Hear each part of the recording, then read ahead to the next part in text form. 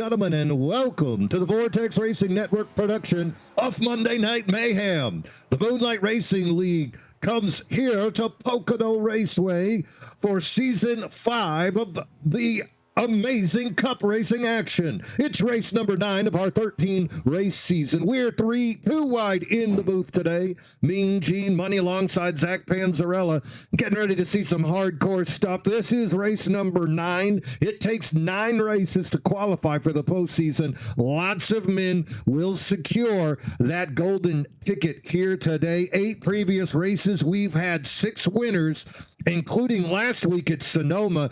Jordan Fisher took his 3rd win. Tell you what, Zach, this guy's on a roll. Yeah, what we saw last week was, I think, without question, the most dominant race we've seen in Monday Night MRL history, definitely since you and I have been covering this league, me and Gene. Jordan Fisher nearly lapped the entire field. The win was never in question. It was really one of the most straightforward races we've ever seen. A lot of it having to do with him being on a road course and it being, or him being maybe the most impressive road course driver we've ever seen. I really had the pleasure of watching here on Mondays. But Jordan Fisher, even though this is not an oval, it's a triangle, he's got to be feeling all types of confidence this week, me and Gene.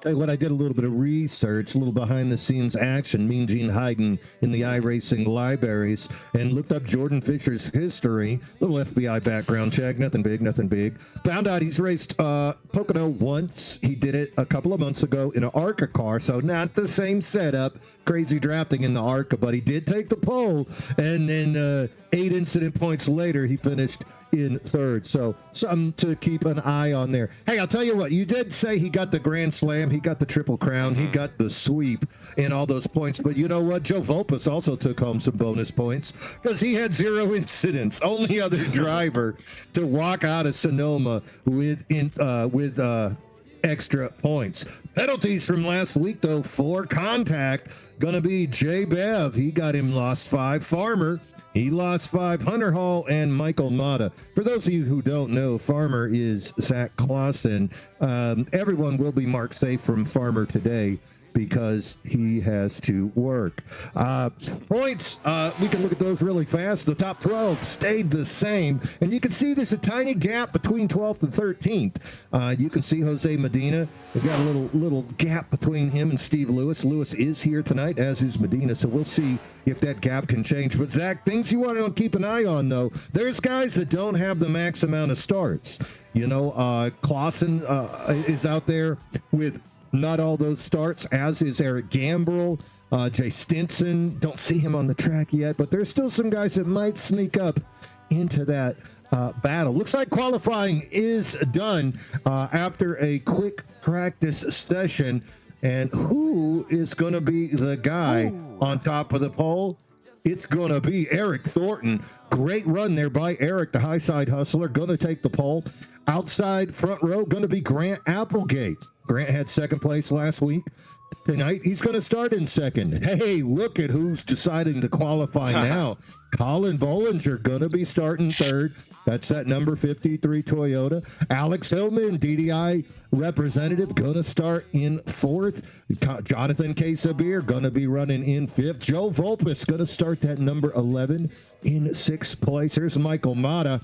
He got him a 3rd place last year here at the track, going to start today in 7th.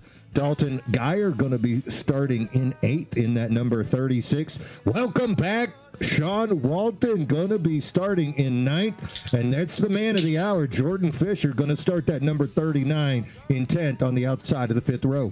Yeah, current points leader, Jordan Fisher, going to start in 10th. We just took a quick look at those points, and it's Fisher, who everyone's chasing right now. 11th place going to be Jose Medina. Next to him will be Eric Gambrell. 13th place will belong to Matt Novella. Watch for him to work through the field here today. I know Novella likes this track. Kevin Kyle of KK Woodscapes will be starting in 14th place. 15th belonging to Jay Bev. We just talked about John Beverly. He's going to need a good point stay to recover from that penalty that he just accrued. 16th place going to belong to Lucas Alphys. 17th will be Paul Ferdiani. 18th will be Jack Sanders. And let's go ahead and make our way through the rest of this field if it allows me. Oh, I'm clicking on the wrong thing. There we go. 19th will be Andrew Bullender, and he is our final car to actually put in a time. So the rest of this 23-car field did not put in a time. And I actually apologize. Bullender did not put in a time. Sanders was the last car to put in a time. So Bullender in 19th did not, nor did Tony Iverson, Steve Lewis, Hunter Hall, or Brandon Guerin. So very interesting, especially, Mean Gene, to see Tony Iverson, who I think really needs good point saves right now to not qualify. What that normally means for as long as we've been covering Tony is didn't practice enough. Tell you what, let's go down to the track and get this thing rolling. Oh, let's do that. And there's only one guy who can do that for us. And now, race fans, for the most famous words in motorsports, the star of Universal Pictures movie, I now pronounce you Chuck and Larry, Kevin James. I just got 3 things to say. God bless our troops, God bless America, and gentlemen, start your engine! Woo! Listen to those cars roar around. Pace car already has them on that back row, keeping an eye on these boards. Fast guys in practice. Matt Novella, like you said, Colin Bollinger really fast as well, Vulpes, Gambrel, and then Thornton. So this thing's wide open. I mean, it's the tricky triangle, but you're going to get that super speedway draft effect. Can't wait to see how these guys handle that speed, though, once they're in a field of cars tightly packed together. Oh, I can't wait either. And here we go on the pace up through turn 2. Oh, what a great camera angle right there, man, Gene. That is going to be the sketchiest turn here on this restart. And really any restart that we do get is going to be that turn 2. Modeled after, I believe that one after Indianapolis. That's a flat and fast corner right there. It's so hard to go side by side through there. But this turn 1 is going to be fast and furious, the most banked corner on the racetrack. And here we go. It's going to be Eric Thornton leading them to green. Yeah, they're going to lead it in there. It's a 14-degree bank on turn number 1, 8 degrees turn 2, 6 degrees in bank 3. So you'd think it gets slower, but 3 gets wild. Pace car is off of the track. Eric Thornton on the inside in the 1. Away we go. Great start here on a Monday night. Eric Thornton bringing him across the start-finish line. Colin Bollinger on the outside. Look at him spread out, Zach. 3 and 4 wide, trying to get a movement and adjustment. And look on that inside lane. Colin Bollinger's got that 53 Apple Busch White Toyota already into second place. Gonna take it down to the quote-unquote backstretch. Skill car spreading out to go 3 wide, leading him around into turn 3. Thornton feeling strong. Single file, 4 cars behind him. And then look at those DDI cars starting to spread it out wide. Here we go, looking 3 wide right here is Sean Walton. Welcome back, Sean Walton. Not missing a beat. Looking on the inside of Michael Mata. Vulpes on the outside. This is through turn 3. You don't want to get too choked up here. You really, really need a good run for this massive front straightaway, Mean Gene. Hitting upwards of 200 miles per hour due to the draft here on this front stretch, and that's where you're going to see so many big runs as this day goes on. And you saw how much they fan out on those restarts. Everyone trying to take those spots while they can. Eric Thornton doing a wonderful job protecting the lead. Bollinger doing awesome, getting through the field early, already at the second place. But man, you just see how tight you're already getting out of turn 1. A few cars getting tight, nearly hitting the wall. A couple of them, I think, grazed it. It's with the speed and that draft, you're just getting all kinds of business. Up front, look at that. Eric Thornton under attack by Colin Bollinger, and behind them, Grant Applegate. Applegate said he's got the skills to work at the same level as Jordan Fisher. Big words, but right now, Grant Applegate in that 14, backing it up as he's putting last year's season champion, 53, Colin Bollinger, on notice, letting him know, hey, bud, I'm here. I'm not going nowhere. Applegate needs to make every race the rest of the way to qualify for the postseason. But if he can do that, that's a fella I think could sneak in to that top 12. Look at him peeking below Colin. Colin making the speed of that outside lane work. But these 3 cars already making a little bit of a gap. Hillman gonna be your next car, and then you can see Sabir, Mata, Fisher, and here's a good time in the back. Vulpes, Sean Walton renewing old rivalries. Look at that close pack right there. Medina on the outside. Oh man, looks like they miss each other quite a bit. As you see a couple cars getting a little bit tight out of 2 there. And yeah, back to Grant Applegate real quick. So excited to see him here again. I think what we saw last week, you could definitely consider a breakout performance for the now 14 at Grant Applegate, still being shown as the 914 on our scoreboard. But look at that beautiful race car. I believe that, oh, look at that gorgeous camera angle right there. I believe this is going to be his new number, the 14. And here comes Bollinger looking to the inside of Thornton for the lead. Not able to make it happen. But Applegate, we're really hoping to see him go full-time in this league, get that eligibility requirement as Thornton misses the exit. And Bollinger going to look to the inside. He's going to have the momentum. Every straightaway on this track is long, Mean Gene. You need those exits, and Thornton blew it there. And it looks like the 14 might be able to follow him as well, side by side through 2. Got both of those guys slowed just enough to let the 14 get back in the picture. And looking now, the 14's with the side draft on Thornton, gonna pull him up a little farther. What this battle is gonna do from the front 3 is allow that next group to close the gap. Hillman now getting a little bit of a push from Jonathan Quesabir. Look at Mata and Jordan Fisher, the 39 and the 16. These two guys side by side. Mata took a win just a couple of weeks ago with a little bitty bump of deep another driving car. So not a guy that is shy. And if Jordan Fisher gets a little bit fresh with Michael Mata, I think he might get the Queen's slap on his wrist. Oh, for sure. Luckily, Michael Mata surrounded by good friends of his right now besides Jordan Fisher, but in front of him, he's got 2 very close friends of his, Jonathan Quesabir and Alex Hillman. Alex Hillman, really a standout driver the past couple weeks or so, nearly winning an ARCA on Friday as Dalton Geyer very, very loose behind. Around goes Geyer. Oh, big hits. It's hammered. Oh, no, Mean Gene. Looks like Lucas Alves was maybe involved in that. Brandon Guerin, I believe, as well. We will take a look at what happened there, and we are under caution for the first time here at the Tricky Triangle. Brandon Guerin, oh, yeah, look at that. Geyer into the wall again. That's just not working for those boys. Take us through it. Here we go. Dalton Geyer going through turn 2 here, and this is a really tricky corner. It's flat, and he gets loose. He overcorrects just ever so slightly across track. He goes locking it up, doing the best he can into the 01 of Beverly. Who was that Dalton Geyer collected beyond Beverly? Let's slow this down, actually. I think that was Lucas. I think that was Lucas Alves. You were correct. That's Lucas Alves in the 115 right there. And now let's move over to Brandon Guerin, as I think he's going to be another unfortunate victim here. He may have just grabbed a little bit too much brake. Here is Guerin. Yep. He approaches a scene of the crime, grabs a tiny bit too much brake, and into those 2 walls he goes. And that is going to be something I think we see more often than not, Mean Gene. You have to be that 36 of Dalton Geyer is very much broken, not willing to turn anymore. That is whoever owns that team losing significant amounts of money right there. But that is going to be something I think we see a lot more of, Mean Gene, is that you really got to be aggressive with the brake bias here. If you want to be fast here at Pocono, in my opinion, one of the best ways to do that is to run a very low brake bias, which is, I think, comfortable through the corners when you're at speed, right? When you're at 190, you can kind of feather the brake a little bit, but when you got to stomp on that thing because there's a wreck in front of you, it's just all too easy to have what just happened to Brandon Guerin. You just grab a tiny bit too much and the car just turns straight right or left into the wall and you are out of control.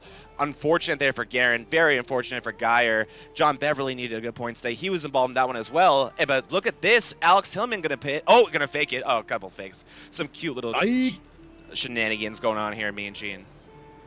Why not? Why not do that? Oh, but we do have some tickers. Sorry, go ahead. I mean, I think the guys in the back are definitely going to have to come in. Looks like Kevin Kyle, though. That's not out of necessity. That looks like a decision there. Oh, that car is 29. That MRL car, Beverly.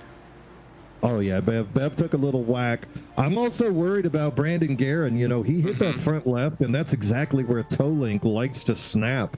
Really hoping that he can get that thing fixed. Meanwhile, there's Kevin Kyle. That was definitely just a quick little fuel in and out. Paul Ferdiani's going to come out of the pit in front of him, the 933. Paul running that rookie number, but Paul, no rookie at all.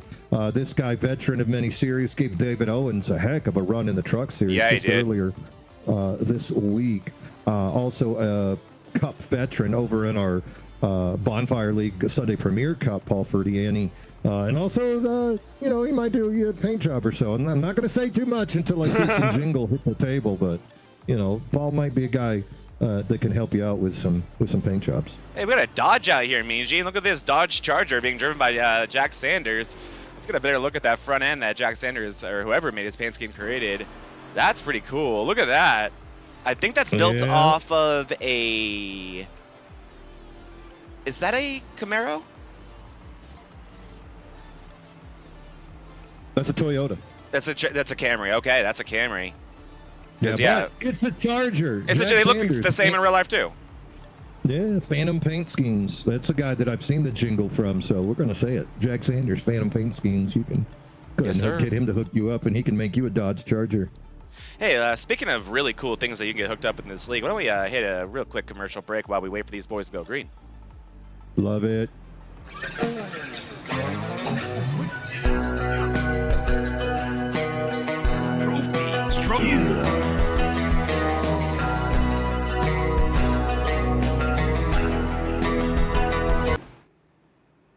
That is just a very, very good commercial right there, Mean Gene. Just exceptional. Oh yeah. KK Woodscapes. You want to memorialize an event or a league? Hey, this is the guy. Reach out, Kevin Kyle. He can hook you up. Also, I want to give a big shout out to Krista and Brandon Guerin with Chantilly Lace Photography. Those guys sponsoring the entire year. Chantilly Lace weddings. They do more than just weddings, though, Zach. They are a lifestyle photography company. They can do family photos, engagements, weddings. They do boudoir photos. They can make your photo album for you, help set up all of the props and the set pieces that you would want. If you're a photographer and you're wondering, how do I get into this field? They can help you out also. Reach out to Chantilly Lace. They can share the setups of the cameras, the lighting with you. Really a resource, not just for clients, but also for people getting into that industry. 3 locations: Charleston, South Carolina; Myrtle Beach, South Carolina; Savannah, Georgia. That's right. Reach out, ask for Krista to hook you up with all of your photography needs. That's Chantilly Lace. Big shout out to those guys. Thank you for making it happen. Yeah, massive shout out to Chantilly Lace. They do incredible work, and we are so lucky to have them as a sponsor. Brandon Guerin not getting that fortunate love he should have as we're getting ready to go green here. Bollinger going to lead them to green. Flag. Oh, what a trick right there. Bollinger waited.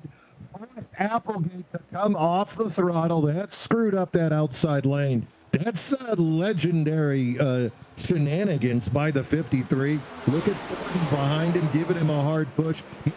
Look at the 16 and the 39. Once again, Fisher and Mata playing games. Fisher did get by him. Mata now behind him.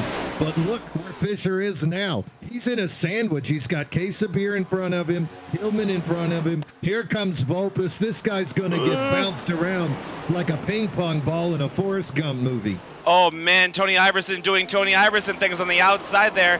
He did not qualify, and here he is already in the top 10, up to 8th, making big moves. And Jordan Fisher, man, he has been aggressive on these restarts, as you should be, but he's not making friends early. But the aggression has been pegged in. Someone is pitting.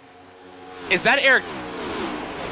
Oh, Applegate is pitting, Mean Gene, and that is going to be a penalty. That must be a penalty. I think he jumped the start, some tomfoolery, some hoodwinking, whatever you want to call it, by Colin Bollinger has now forced Applegate to pit. And the only silver lining here, Mean Gene, is where we are, and that's Pocono. I don't think, based on what the penalty is, probably a drive-through. It is a drive-through. He was not going to go a lap down here, but boy, oh boy, does he need a caution.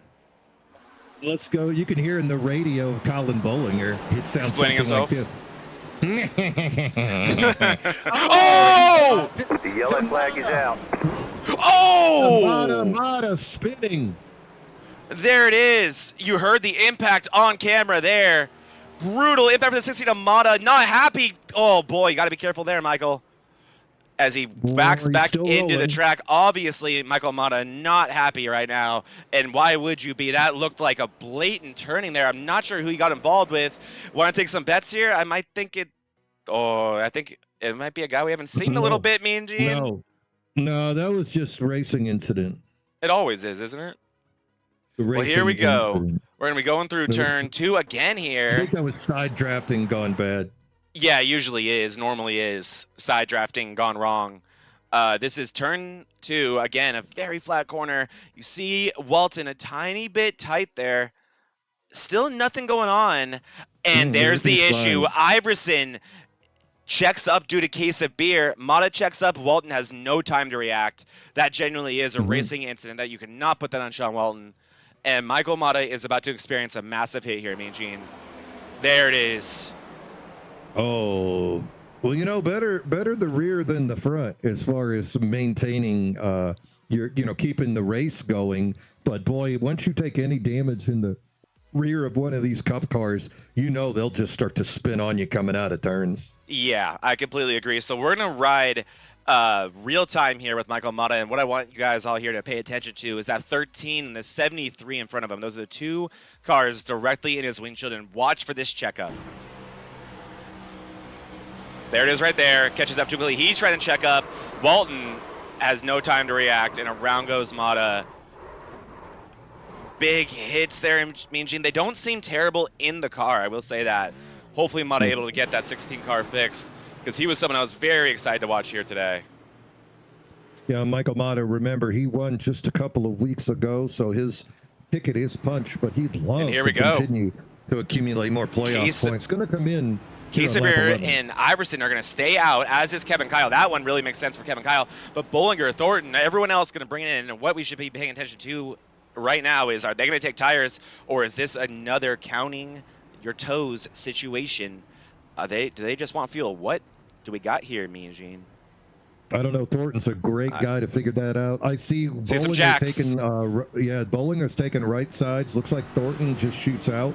Bollinger takes 4. Ooh. There's Applegate right there taking right sides right now. He's got to be happy. You know, that little, he got caught. He got got. He got got for sure. By the 53. Absolutely. That was just straight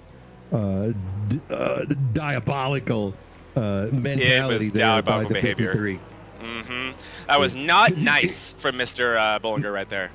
You know, he was probably looking at his right screen, watching the car going, oh, I got you. I got you. Thinking, yeah, you shouldn't have accelerated there, buddy. Oh, boy, yeah. If it was VR, you could see him pointing. You know? Oh, for sure. For sure. And Bollinger's not shy about that, Mean Gene. We've interviewed him, and he's told us that he loves to play that game. He loves to wait for the last second and say, like, oh, you want to pass me so bad? You can do it then. I'm not gonna go. And there it is again. And I think that, I mean, Grant Applegate, very new to this league. He doesn't know the trickery of somebody like Bollinger, but you race with that 53 enough, you got to expect that, right? You got to expect that. Yeah. He got an eye full of it today, so I think he'll be wary next time to watch out what that 53 does on a restart. Up front, Jonathan Kiesebeer. Been a couple of weeks since we've seen Jonathan in a car. Good to see him back out there in that 73 Ford. Part of MC Motorsports along with Michael Mata. So used to seeing the speed out of him, and there he is up front. Going to take another lap around. You know what that means. Some of the top it off fuel gang is jumping into the pits one more time just to get the old splash. Tony Iverson going to be up in the first row on the outside lane, up 18 spots. Got to be happy where he is now. Hopefully it's just not too soon. There's his teammate right there, Eric Thornton, high side hustler, going to be on the inside. Actually, he's on the outside there. He's temporarily ahead of Kevin Kyle. Yeah, he should be on the inside. Yeah, very interesting. I'm sure they'll get it straightened out once they get there. More fun for us if they don't. Kevin Kyle going to be in fourth. There's Jordan Fisher. He's going to be side by side with Joe Vulpes. You know, Joe has had a quiet start. I haven't been screaming his name too much. So that's a guy I'm kind of waiting to see when he's going to move up to the front. Joe working with new gear. You know, he did get the V3 inverted pedals at the beginning of the season, and now he upgraded his computer, so things ought to be going a little bit better frame rate. So I'm waiting to see the breakthrough race out of the number 11 Ford. Me as well. And speaking of new gear, Mean Gene, this dude has finally given up the VR battle and accepted reality. Not virtual reality. No, it's worse. No, he's still in the VR, but he just got a new computer. So we can't feel bad for him when and if it goes wrong. Well, he said it ran great Sunday. What we're talking about there, the 54, first to engage 54 Toyota, Jose Medina. This guy runs the virtual reality. It's a great experience. Sometimes, though, it drops. So he's got him a new computer, so that he's hoping that's going to fix. And now he's looking at the old $2,000 VR headset. So we'll keep you updated on what happens there. Up front, pace car is about to get out of the way. There it goes. Jonathan Casabir on the outside. Green That's that flag, 73 green Silver flag. Pepsi. Away we go. Iverson. Look at that outside lane. Iverson hesitates. Casabir, Thornton go. Fisher looks low. Thornton goes to block. That Look makes Fisher at that. hook up. Thornton stays high, though, just enough to slow down Fisher, but not too much. Kyle also shooting down. Iverson on the apron behind Fisher. Fisher side by side with Eric Thornton. Thornton with momentum following behind Casabir. We're single file for the first four, and then Kyle and Medina side by side, just 4 car lengths back for the fifth and sixth position. Brilliant restart there from Thornton and Casabir. Dream restart. Nightmare restart for Tony Iverson. Man, he was caught asleep there. He was on the front row now. Oh my goodness! Deep into the corner goes Fisher, and that is one thing we're going to have to start paying more attention to, me and Gene, is how these guys are entering the corners so differently. We are 3 wide now. Iverson, Fisher, Thornton. They're going to try to settle it here. They're going to go even single file somehow, and I think it's just how badly you need that draft down these front stretches. It's such a long straightaway. You really cannot be all by yourself without any draft help. Look at the inside of Alex Hillman is Kevin Kyle. That's not going to help in there. Volpa's trying to drive away from them. Brilliant restart as well from Jose Medina. Maybe that VR is good after all. Up to 5th place is Medina. But wow, the fastest lap in this race so far, Mean Gene, belongs to the number 1 of Eric Thornton, and he could not have asked for a better restart. Here we go again with that one looking so good early on. Ladies and gentlemen, our mouths are wide open. Thornton wiggles right Oh, there. boy, oh, Fisher boy. gonna go by him, and Tony Iverson gonna go with him. Now Iverson side by side. Thornton making use of the outside lane. Good roll there by the number 1 Ford of Thornton. Fisher, though, now moves into 2nd place, chasing down Casabir. High side hustler teammates Iverson and Thornton still side by side, trying to figure out the battle for 3rd place.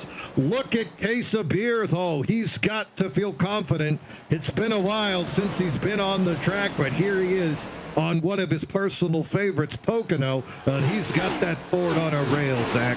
Yeah, he does. Casabir doing what he has to do. And let's talk a little bit about what these guys who did pit did in the pits themselves. Eric Thornton does not have any type of advantage over the drivers of Casabir and Fisher. He only took fuel. Fisher actually did pit as well. I apologize for that. The only car I'm thinking may have an advantage here might be Alex Hillman here over in 6th place. He had a 15-second pit stop. I think he maybe had to get a little bit damage fixed. I think we saw Hillman get close to the wall a couple times, but why not take tires if you're fixing damage anywhere or anyway? So we'll have to see if Hillman has an obvious advantage. The cars that we know do for sure is this 53 right here, Bollinger. Bollinger already up a few spots since the start of this run here, working here on Kevin Kyle, but let's find out now how much these tires really matter here. About 15 lap old tires in terms of green flag racing on the cars in front of him, and fresh tires for that 53, who also, for fun, is extremely fast. And look at Fisher looking for the lead, and man, look at this line flexibility for this 39. Oh, and he really got up under that quarter panel of Casabir, taking away the entry. That also is going to let the 1 of Thornton catch up side by side. Now look at the pull. Thornton in the draft goes low to the apron. Fisher rolls it beautifully. Little dirty air for both Thornton and Casabir. So they're going to have to figure out not how to just get to that barrier, but how to break through it. And that side-by-side racing not going to be the formula for success. You talked about Bollinger back there with the 4 freshies. The number 14 of Applegate also took 4 freshies as well. He's battling with Matt Novella. You can see Novella there on the apron side-by-side with Applegate. And then the 53 of Bollinger, that's that green Apple Busch Light car ahead of them. Applegate makes the pass. Novella falls into formation, and they continue to battle. That's 9th, 10th, and 11th. Whoa, here. Bollinger and Kevin Kyle. Wow. Oh, don't be scared. Don't be scared. And that might be the issue with these tires, as here goes Bollinger looking at the inside of Jose Medina. It's that entry speed, Mean Gene. They are so much better on the entry of these corners, these guys on the fresher tires. But, man, look how much you give up on exit. Here goes Matt Novella looking to make it maybe 3 wide. Again, prioritizing that draft is the 14 of Applegate. Kevin Kyle saying, I'm not helping you. Goes to the middle of the racetrack to make sure to give nobody any help. And that is why you do that. That makes that defense that much easier. Oh, boy, look how loose the 29 of Kyle is. Oh, and you know, that dirty air is what we just saw. 53 had enough speed to bust through the barrier that the 29 laid out. And then the 14 of Applegate, he got caught up in that, slowed down enough to have to battle Novella. And now here he is. Making contact with Kyle. Novella gets into it. Hillman touches. Here comes Gambrel in the Ally 46. It's a little bit of a kerfuffle, but we keep rolling here at Pocono. It's a cluster, you know what, over here. Amazing job by our drivers right there to keep it green and keep it clean. I have no idea how they did that. Those guys, mind you, are going about 170 miles per hour through that corner, nearly flat out. You only let off right in the beginning, and then you're flat out through the rest, or else you're going to get passed by a lot of cars. What a job by everybody not to make that a massive wreck. That would have involved a lot of our championship favorites and winner favorites in this race. And don't look now, Mean Gene. Look who's behind Eric Gambrel. Oh, it's Michael Mata. He had a long repair job after that last incident. He was in there for 1 minute 37 seconds getting that car banged on, but he's got her back up into 14th, little in car right here, trying to roll that bottom. I imagine he's rediscovering what that car feels like, because that rear end, that's where he took that damage. That thing will spin right on you in a heartbeat. And yeah, here we are on the, I completely agree with you. You got to be so careful. Hopefully Mata able to get all that damage fixed. It certainly looks like he did based on just how much of a hot rod that 16 is. This guy is on the lead lap making passes, and he was really hard into the wall a couple, about, 7 laps ago?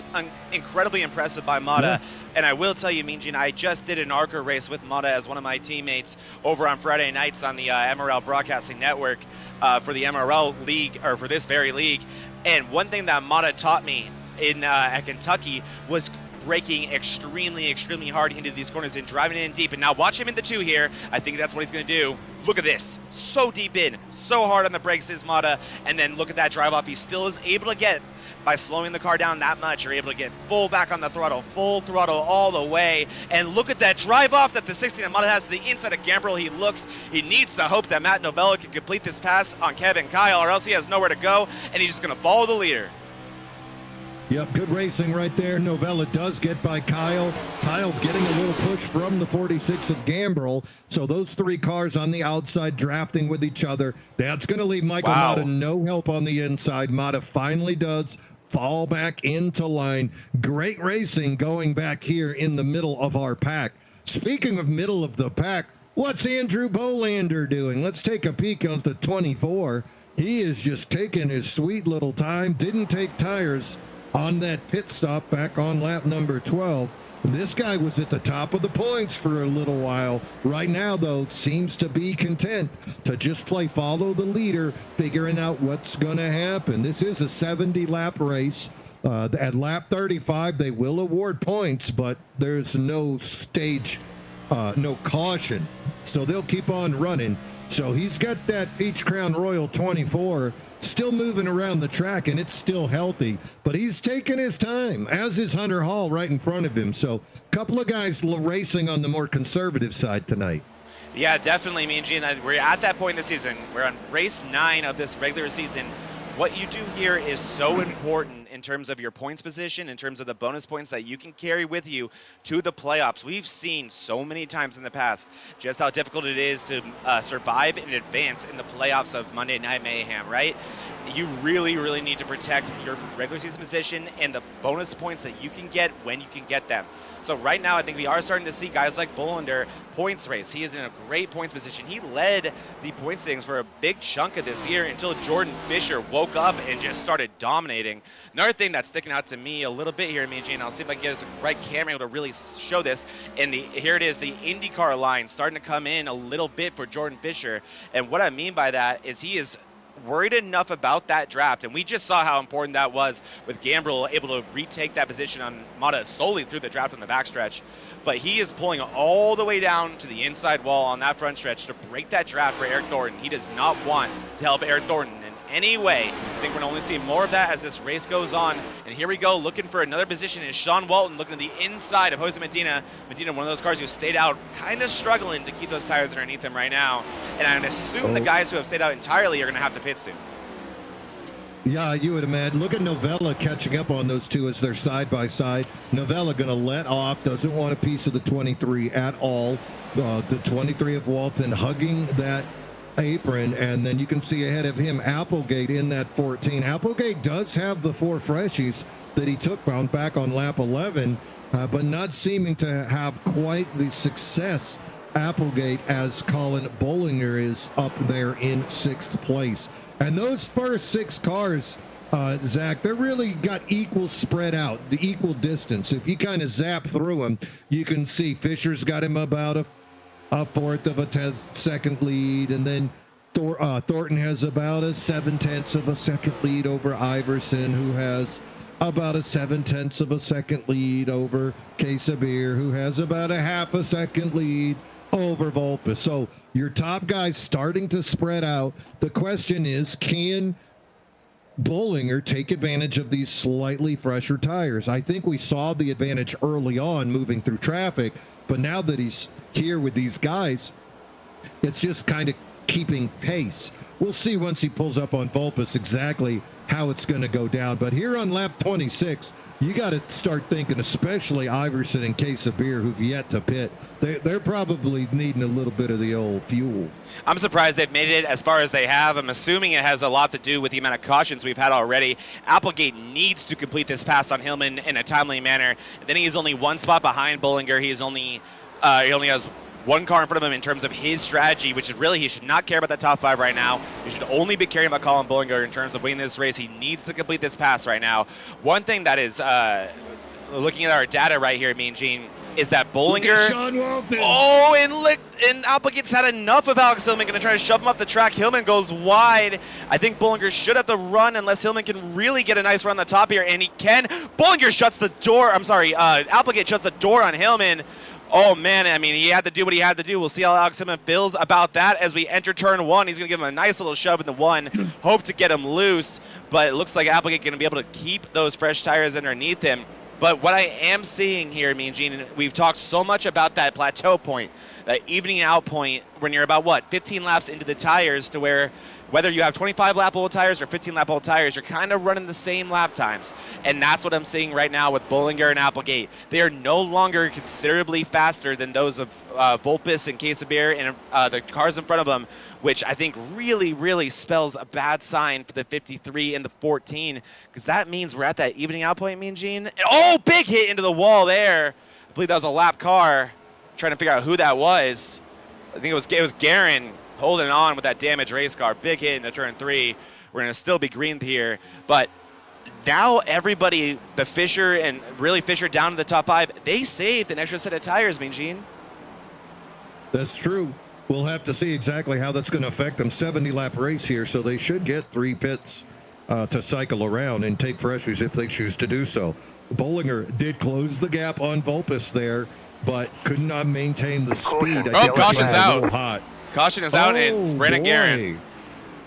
Brandon Guerin, we saw holding on, and he has already towed it. We will take a quick look at what happened to Guerin.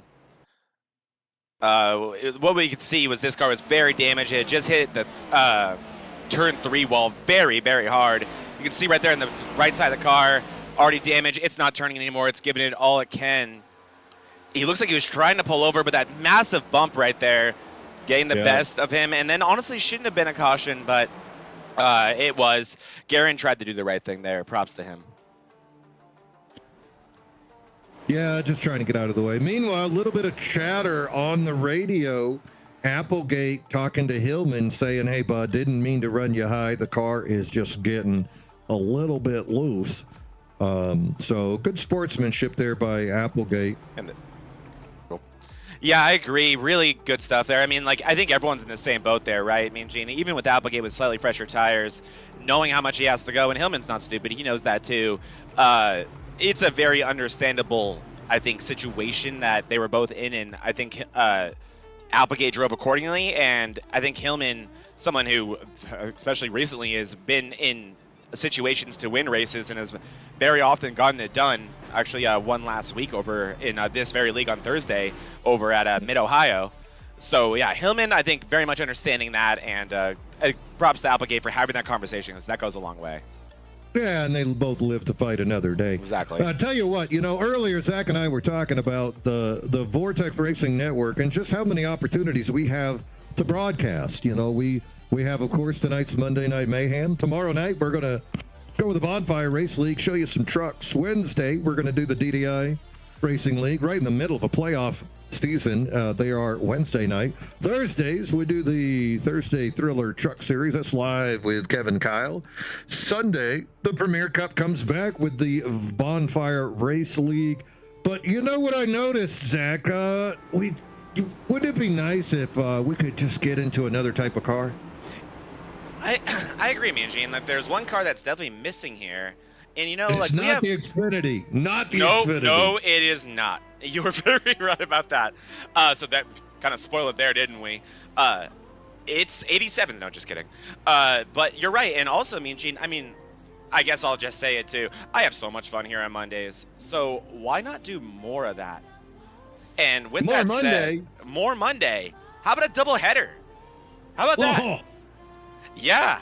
So the DDIRL, the DDI Racing League that Mean Gene was just talking about, they are deep in their playoffs right now. 2 races left in their season this Wednesday over at Chicagoland, and then they head over to Homestead, Miami next week to wrap up their chase. And after that, where do we go? Where do we go, Mean Gene? We go to Mondays, and we fill in the gap before these races, right? So the green flag will wave promptly at 8:30 p.m. Eastern. And the races will be laps. So they'll have a lap goal that should be able to be achieved easily within 90 minutes, but if it's a caution fest, then they'll have a 90-minute time limit. Why is that, Mean Gene? That is because we want these races to end promptly at 10 p.m. Eastern, because that is when the practice session opens up for this league right here that you and I have the privilege of covering. So this league, this DDIRL Racing League, is actually kind of a feeder. It's a sister league to what we're covering right here today. And I am just so excited about this. And that is also why we have that 2.5K max I rating to really get guys some confidence, lead some laps, win some races. So you know what, you're more confident against the Tony Iversons, the Colin Bollingers, and the Jordan Fishers of the world when you come up to this Premier Cup Series. Beyond that, this will be a 10-race-long, season-long championship format. So no playoffs, nothing like that in this one, just 10 races long. It's going to go to the end of this season here. So we're going to have double headers for 8 weeks, or actually 10 weeks, Mean Gene. And then 2 weeks beyond that, this ARCA series will go. So once we wrap up our championship here on Mondays for the Cup Series, 2 weeks beyond that, ARCA will continue to run. But just so excited, someone who is a big part of Daily Drivers Inc. and a big part of DDIRL, so excited for this to be our second league. And we have one more thing to show them, but they're already side by side and lights are off, so we'll tease them. We also do have the schedule, and we'll show you guys later where we're racing in this league.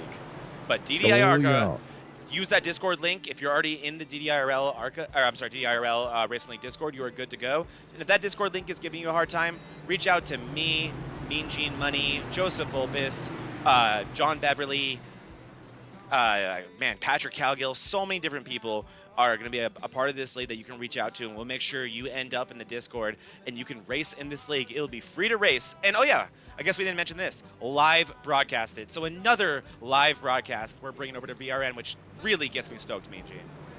I'll tell you what, we got that 2.5K max I rating. Now, everybody at home, true believers, Mean Gene, I'm not a 2.5, but we're going to give me a waiver so that maybe I can participate in some of those races. Don't worry. It won't be a Jordan Fisher situation, but, I'll give you a little something to try for, give you a plateau to try to achieve out there. So maybe I'll get a waiver and we can ignore that 2.5 cap. And I'll come out and run a few races with the boys. We'll let 1.7K guy in the league So there we go. We'll make that exception.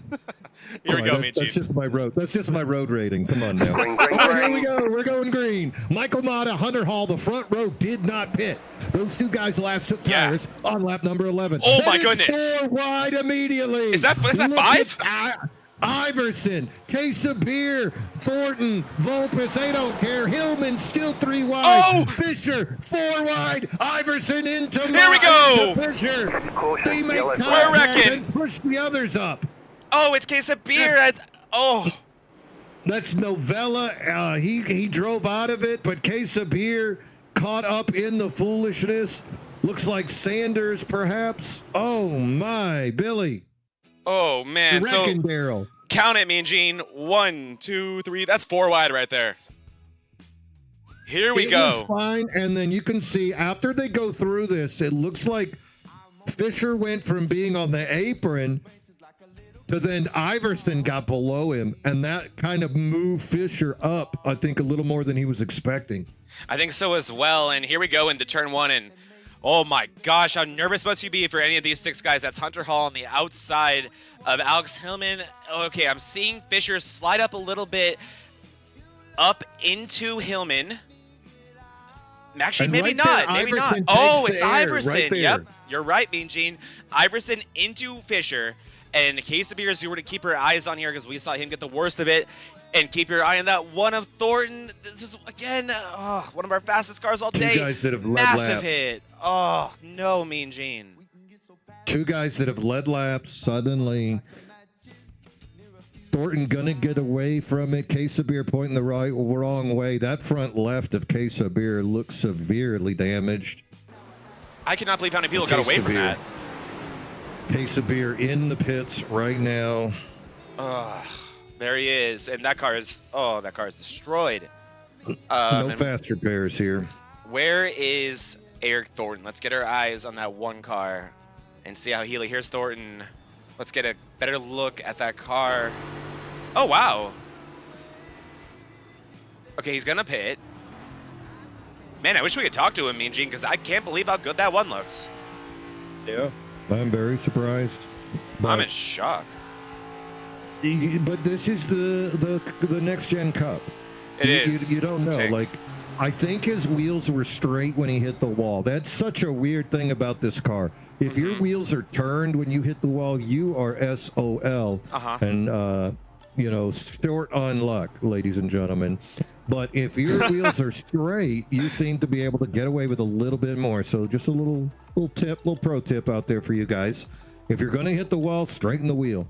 You're going to hit it anyway. Don't bother trying to turn. That is over. That moment of the drive is over. When you're going to hit, go ahead and straighten it out, and maybe you'll spare yourself a totaling. Because if you got turned wheels, you're done. Yeah, that's actually an incredible point, and I've been trying to teach myself that, someone who is really good at hitting the wall.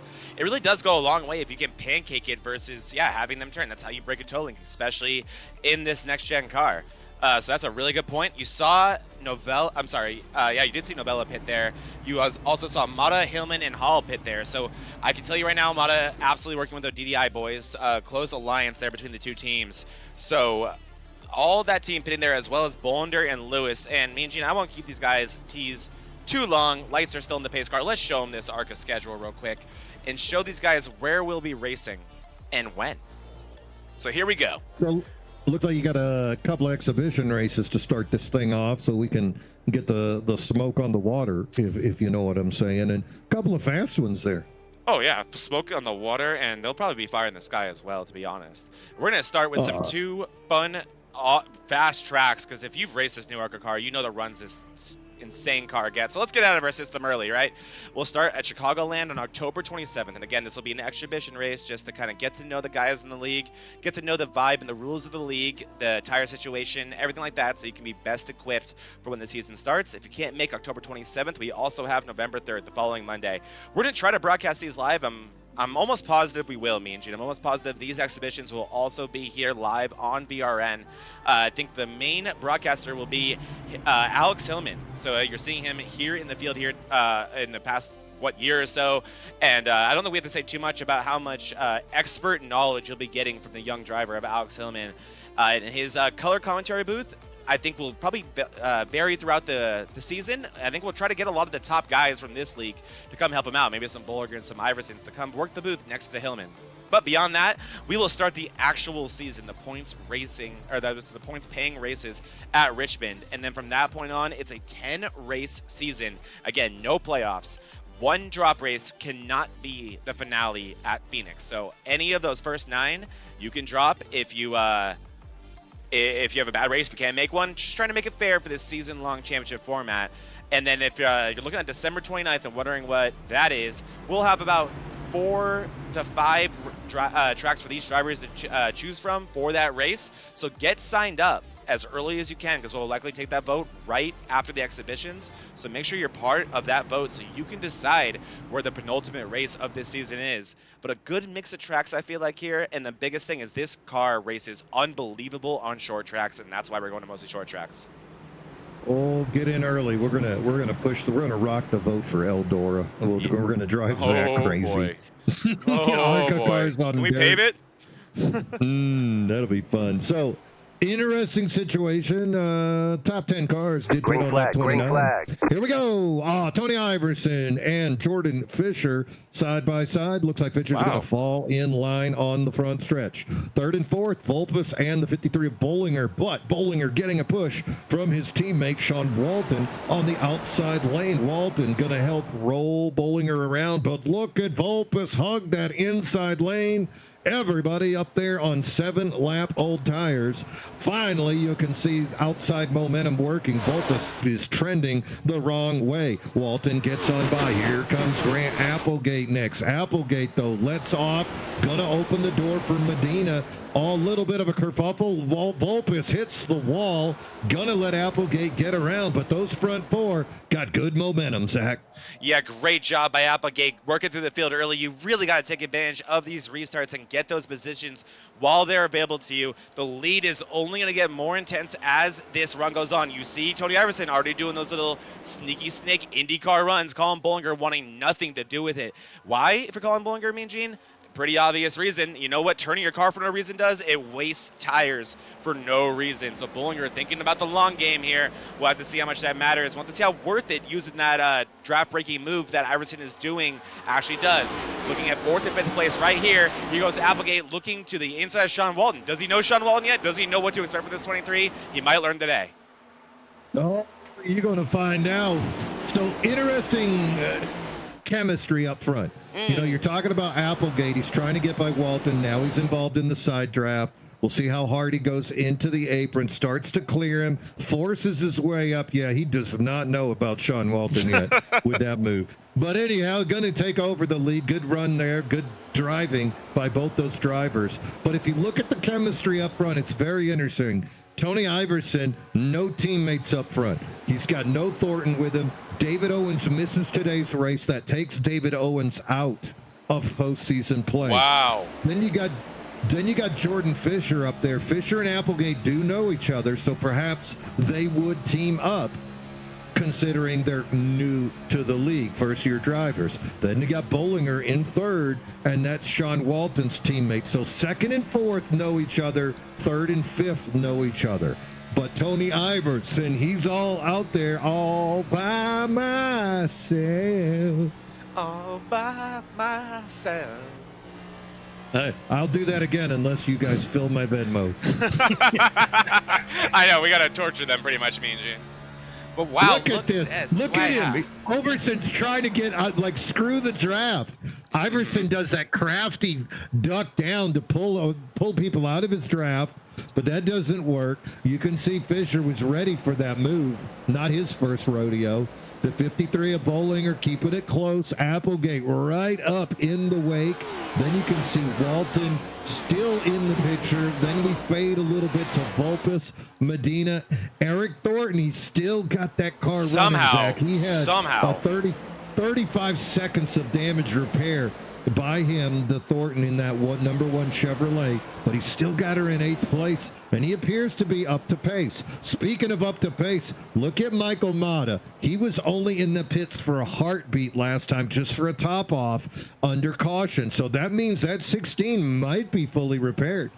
Yeah, it may be, as might be the one, or Thornton, which is very possible. It's just that damn good, because that one is not looking particularly easy to drive right now, but it sure is fast, as Thornton's still up to 8th place. As you can see right there a little bit, don't want to sound snobby, but if you race these cars, you know how loose that car is. Thornton really with his hands full, but it's not affecting his pace too hard. And one more thing that just really hit me in the face right here. Let's go on board Jordan Fisher, because I think he was the one that was really doing the most.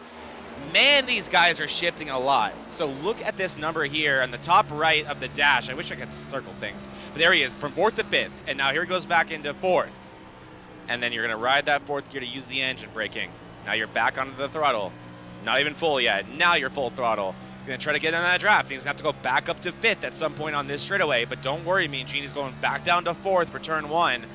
Man, these guys are probably going to shift well over, what, 400 times today? Yeah, this race brought to you by Goodyear Tires. Oh, look how hard Fisher brings it in there, but so much loses brake. a tad of momentum. Lots of great shifting there. Keeps it close. He's on Iverson. I noticed the car of Iverson getting a little bit loose earlier, getting awfully close to that wall.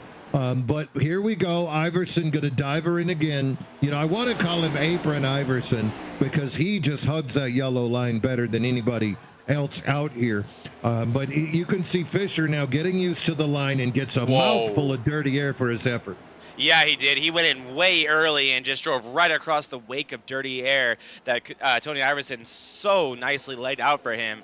Iverson doing a great job right now in the lead. And this is one thing that I think that has been a little bit of a weak point for Tony Iverson this season. What's going on with Walton? Walton pits out of sequence and disconnects. What? Yeah, he's gone. I watched yeah, you're him right. DC. And I don't see, here we go. I'm gonna go to Walton entering pit lane. This is the 23. Maybe he had somewhere to be, places, things to do. LeBron James posters the kiss. As Walton is just going to park it. Well, it was nice while it lasted, my friend. Yeah. We'll have to talk to his teammates and maybe find out what happened there. And there goes Thornton to 6th place. Going to make the pass on Jose Medina.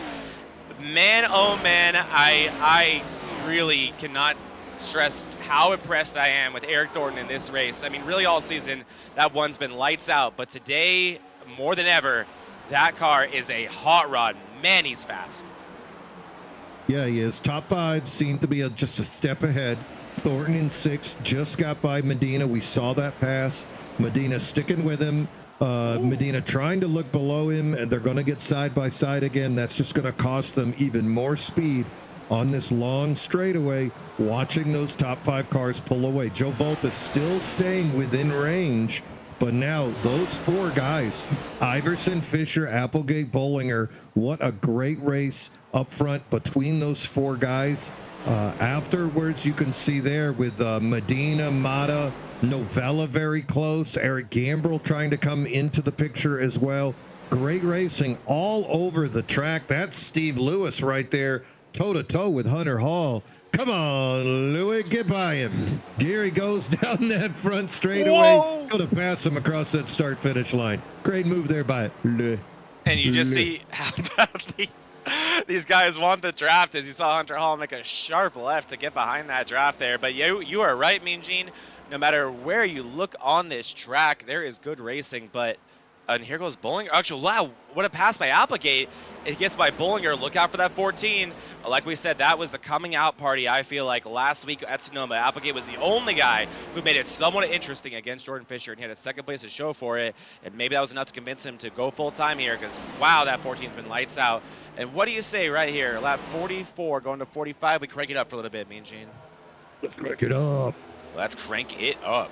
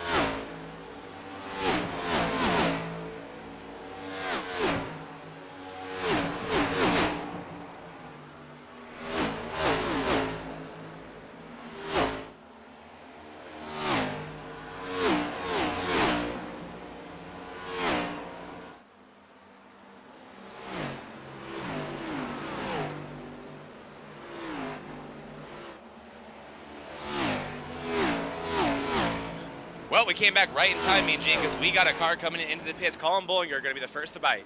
23 to go. Yep. Bollinger going to come in. Looks like Thornton, Mata, Hillman all pitting. Meanwhile, good battle on the track between Gambrel and Jose Medina. Gambrel keeps looking low to try to sneak by that 54, but Medina using that roll to maintain position. Matt Novella behind them. I think Gambrel, he's teammates with Medina on Sunday, so maybe not being as aggressive as he might be were at a perfect stranger. Just complications by running in multiple leagues, right? Oh, definitely. And Gambrel has been very busy lately. Nearly won on Friday. Led coming to the white flag, but Jack's Laval just barely able to edge him off. Coming to the start-finish line, Jack's so good at that. So now what I want to see is if Iverson's going to pit, and it looks like he is. No, yes, no, he's not. Oh, man, me and Gene, we always are, every week it seems like speculating over the strategy of Tony Iverson, and more often than not, I'm wrong. So I'm not going to say anything about my opinion here, but I would certainly be thinking about that 53 pitting. Let's pay attention to the Delta now. Look at Applegate. Applegate just gave up position. Fisher just gave up position to Applegate. Basically let him roll on by. Makes me wonder if he was going to pit. That's a lap car of Ferdiani, I believe, actually. Oh, being a gentleman. okay. Which does, to be fair, look like Fisher. But he spun. He almost spun coming out of one just a few laps ago. That's Ferdiani is going to go a lap down. While we were cranking it up, I saw him come out and he just got a little bit tight and almost spun it, but he saved it. That's Ferdiani in that 933. Rough inaugural run here for the 933 Toyota. Yeah, Ferdiani certainly having us welcome to the NBA moment right now here in the MRL. Man, it's not the BRL all the time, is it, Mean Gene? The parity here in this league is just absolutely ridiculous. I mean, me as a very competitive driver on Wednesdays and Thursdays here in this network, not just how much I love the drivers here and how much I love being in the booth with you, but there's another reason why I very happy to be in the booth with you every week on Mondays, and just how damn good this field is, Mean Gene. I am not envious of any of these drivers. Probably the most, I mean, easily the biggest collection of talent I think MRL has. Yeah, it's fun to see 7, 8, 9 guys that any week could be the person to take it down. Not just one or two fellas doing that battle, which also has its own draw. Don't get me wrong, but really fun to see multiple people battling each week. And, it is often the same faces. I mean, look at it. Iverson and Fisher. We've seen these guys duel off before. Other drivers, right now he's not up there, but of course, Colin Bollinger, last year's defending champion. You got the speed of the MC Motorsports boys. Michael Mata directly behind Colin Bollinger. He pitted at the same time, and he's got that 16 car handling again. So he's still in this thing. Just got to find out where they cycle around once they pit. Alex Hillman, that guy's got ton of speed. Applegate and Vulpes still in the picture here today. So still a lot of fellas that we're looking at. So let's look at the Delta real quick here, Mean Gene. These guys currently running about 53.5s, and Bollinger running, wow, a 53.5. Yeah, no difference. So there is no reason to pit, and I think I can he tell took right you side, why. maybe. Let's see, Bollinger's last pit stop, 10 seconds. I think you're right, Mean Gene. I think he only took right sides. Why do that? If Volpe is going to come here and pit, we'll see how many tires he takes. And I think I can tell you. I think it just pressures the field, right? Yeah, it pressures the field to make that same call. If I'm Tony Iverson and I have a human spotter that can tell me he took 2, I am so happy. I'm thinking, cool, then I'm not pitting until I feel like it. And I really do think the reason why we're not seeing a big lap difference is, and once again, we don't mean Gene Iverson running about the same laps as Fisher. And let's look at this on screen here. Look how close him and Fisher are. This is the perfect amount for drafting. Fisher can get that draft, but he's not really getting too much dirty air from that 13 of Iverson. Now let's look back at Bollinger. Looks like Vulpes took 2 tires as well. Yeah, and here we go. Iverson, Fisher, and Applegate. So they're all going to come in here together. And what we got to pay attention to is 4-2. What are you thinking? Yeah, I don't know. I'm wondering because remember, Fisher has the live updates by Chris Lewis, his spotter. So that guy's watching this info and he knows what's happening. Iverson does not. He's got no teammates on the Thornton is his teammate, but that guy's in the middle of the race. 2 tires, so Iverson. He knew as well at that point. 4 tires Fisher, 2 tires Iverson, Wow. and it looks like 2 tires Applegate. And it's not that big of a gap, Mean Gene. It's really not. So here's Iverson, here's Applegate, and here's Fisher. Oh, it's a little bit bigger than I thought. There goes Mata 5. past him, but he's got those fresher tires. This is going to be fascinating. I'm honestly praying for no cautions here. Eric Gambrell going to inherit the lead this race as Medina's going to bring it down to the pits. Yeah, you're looking at basically a 4.5 second difference to get those extra tires. I think you're going to see that made up relatively quickly. Me too. I think Chris Lewis with a great call there. That's the spotter for Jordan Fisher. I agree. We'll monitor it and see how it goes. As you said up front, Eric Gambrell going to take over the lead. That number 46 Chevrolet. Matt Novella right behind him, and then Andrew Bolander, Kevin Kyle. Guys that have just kind of been putting in laps, not getting involved in any too much excitement. But now here they are running up at the front, waiting to see if maybe a caution could come out and benefit their patience. Up ahead of them, I believe that is Paul Ferdiani, back on the lead lap temporarily. You know, Paul would love to see a caution come out. Oh, here comes Novella. 9:33. Yeah, he'd love that right now, and he has about, 1 or 2 laps to hold on. Novella going to pit here. Gambrell almost won on Friday with his exact strategy, Mean Gene. He was able to stay out, run it long, and he had the speed once it all cycled around, and he got a lucky caution. And he was one of those few guys that it was very, very dangerous when he got that lucky caution because it didn't feel so lucky. You have to be pretty far up in the field to even make that strategy possible. So Gambrell, such an improved driver, much like Juan Delgado we've been seeing a lot of in other races, especially on Wednesdays. New to the platform, but man, oh man, are they learning fast. And that has got to be concerning for these guys who have been in this platform for years. What a talent it seems like Eric Gambrell is going to be. Behind him, again, we've talked a lot about Andrew Bolander points racing today. He's actually gone the longest, or he pit the latest out of everyone still on the track besides Hunter Hall and Jack Sanders. So Bolander can run it longer than these guys, as it looks like that's as long as Gambrell can go. Gambrell's going to bring it down, and he's going to pit. Bolander can go at least 5 laps longer than that, Mean Gene. Yeah, it'd be interesting to see. We're on lap 55, scheduled for 70, 16 laps to go here today. This should be the final caution for most of these guys coming in. Oh, sorry, go ahead. No, I'm just saying that'll be it. And Applegate he is making quick work of these cars who pitted already. You and I pretty much both agreed that the move was what the 14 or what Fisher did. Fisher took those 4 tires. Applegate has done a great job. He's been the best on 2 tires besides Iverson. It has not worked out for Colin Bolinger. Colin Bolinger has already been passed by Iverson and Applegate. So Bolinger, he is one of those ones who took 2, but he took them too early, Mean Gene. He took them 5 laps earlier than Fisher, Applegate, and Iverson did. Fisher, the only car on 4 freshies. We'll have to see how much that matters. So far, they're making us look a tiny bit silly with that 2-tire strategy for Iverson and Applegate. But man, oh man, they themselves are the ones who just passed Bolinger. They saw how bad that can be. So we'll have to see. This is going to be fun to watch. Hunter Hall in the pits.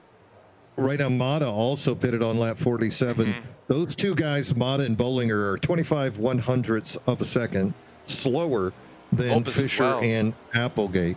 So we'll just see how that maintains. Looks like Iverson, though, on his 2 tires, has a little lead, 2.3 seconds over Applegate. Also, he's running almost the same lap speed. All these guys very similar. Applegate just a tad bit quicker, but not enough to really make gains over that 2.3 second lead of Iverson. So if those 2 tires of Iverson's can just hold on for another 14 laps, I think we might see something magical. You know, Zach, the 4-tire strategy seemed to be brilliant when you were in traffic. Mm-hmm. But in the open air, it seems like the 2 tires can maintain speed. We'll just find out if they're able to do it for the last 20 laps of this race. Yeah, I completely agree, Mean Gene. That's a really good point, that the being in traffic was so big for those 4 tires being advantageous. We'll have to see if Fisher can find that speed essentially by himself, having to pick them off one at a time. Next up for him will be Bollinger. That will be the easiest pass for him. From there on, it's going to get a lot more difficult. And I don't know if 13 is enough time, even though this is such a big racetrack. Back to our leader real quick of Andrew Bollinger right now. So there's 13 to go, be 12, actually that is, yeah, 12 now, I'm sorry. So who just pit was Kevin Kyle. Kevin Kyle also had pit 6 laps before Bollinger. So Bollinger can hypothetically, depending on how well he saved compared to KK, run it to about 6 to go, Mean Gene. So this is a pretty interesting situation, and the same goes for Lewis and Sanders. So we'll have to see how long these guys can stretch it, because there is nothing you could do to make me pit besides being out of gas right now. No, they're definitely doing the caution dance in the pits, hoping that something will come out of this so that they can there it is right there. Come in, get their fuel, and make it happen. Yeah, look at all the on caution the right side, dancing going on. They're like dancing, bad dance. Bunch of white people, I think, is the problem. But yeah, nonetheless dancing, and they are doing a rain dance, a caution dance, whatever it takes. But this field, it's very stretched out. Look at that, just that one shot right there. Man, there's not a lot of, I guess you could say, side-by-side action. Oh, well, that could be something. Look how loose Thornton gets below him there. He's like, hey, we're the only guys close. Let's go ahead and make it that's one way to get on camera. That's the battle for 12th and 13th. Thornton going to go below Hillman right there. Both those guys last pitted on lap 47. Thornton did take 4 tires. Hillman took 2. So that could cause an interesting situation. You'd think Hillman would be the loose one, but Thornton getting a little wild. Yeah, still able to get the drive off, but yeah, you can definitely even see with those 4 tires, that does not guarantee grip, as Thornton sent it in deep there on the inside and was barely able to complete the pass. Speaking of completing passes, Applegate able to get past Bollinger, and look at how quickly that gap opened up. That was one thing I guess we can pat ourselves in the back about in this race, Mean Gene, is that the move was not to pit that early and take 2. If you were going to pit as early as Bollinger did, as Mata did, and as Volpus did, I think the move was to take 4. I think that's why you pit so early. I think they'll still get good finishes, as here comes Lewis and Sanders, some of those lap 34 cars. That's the last time they pit.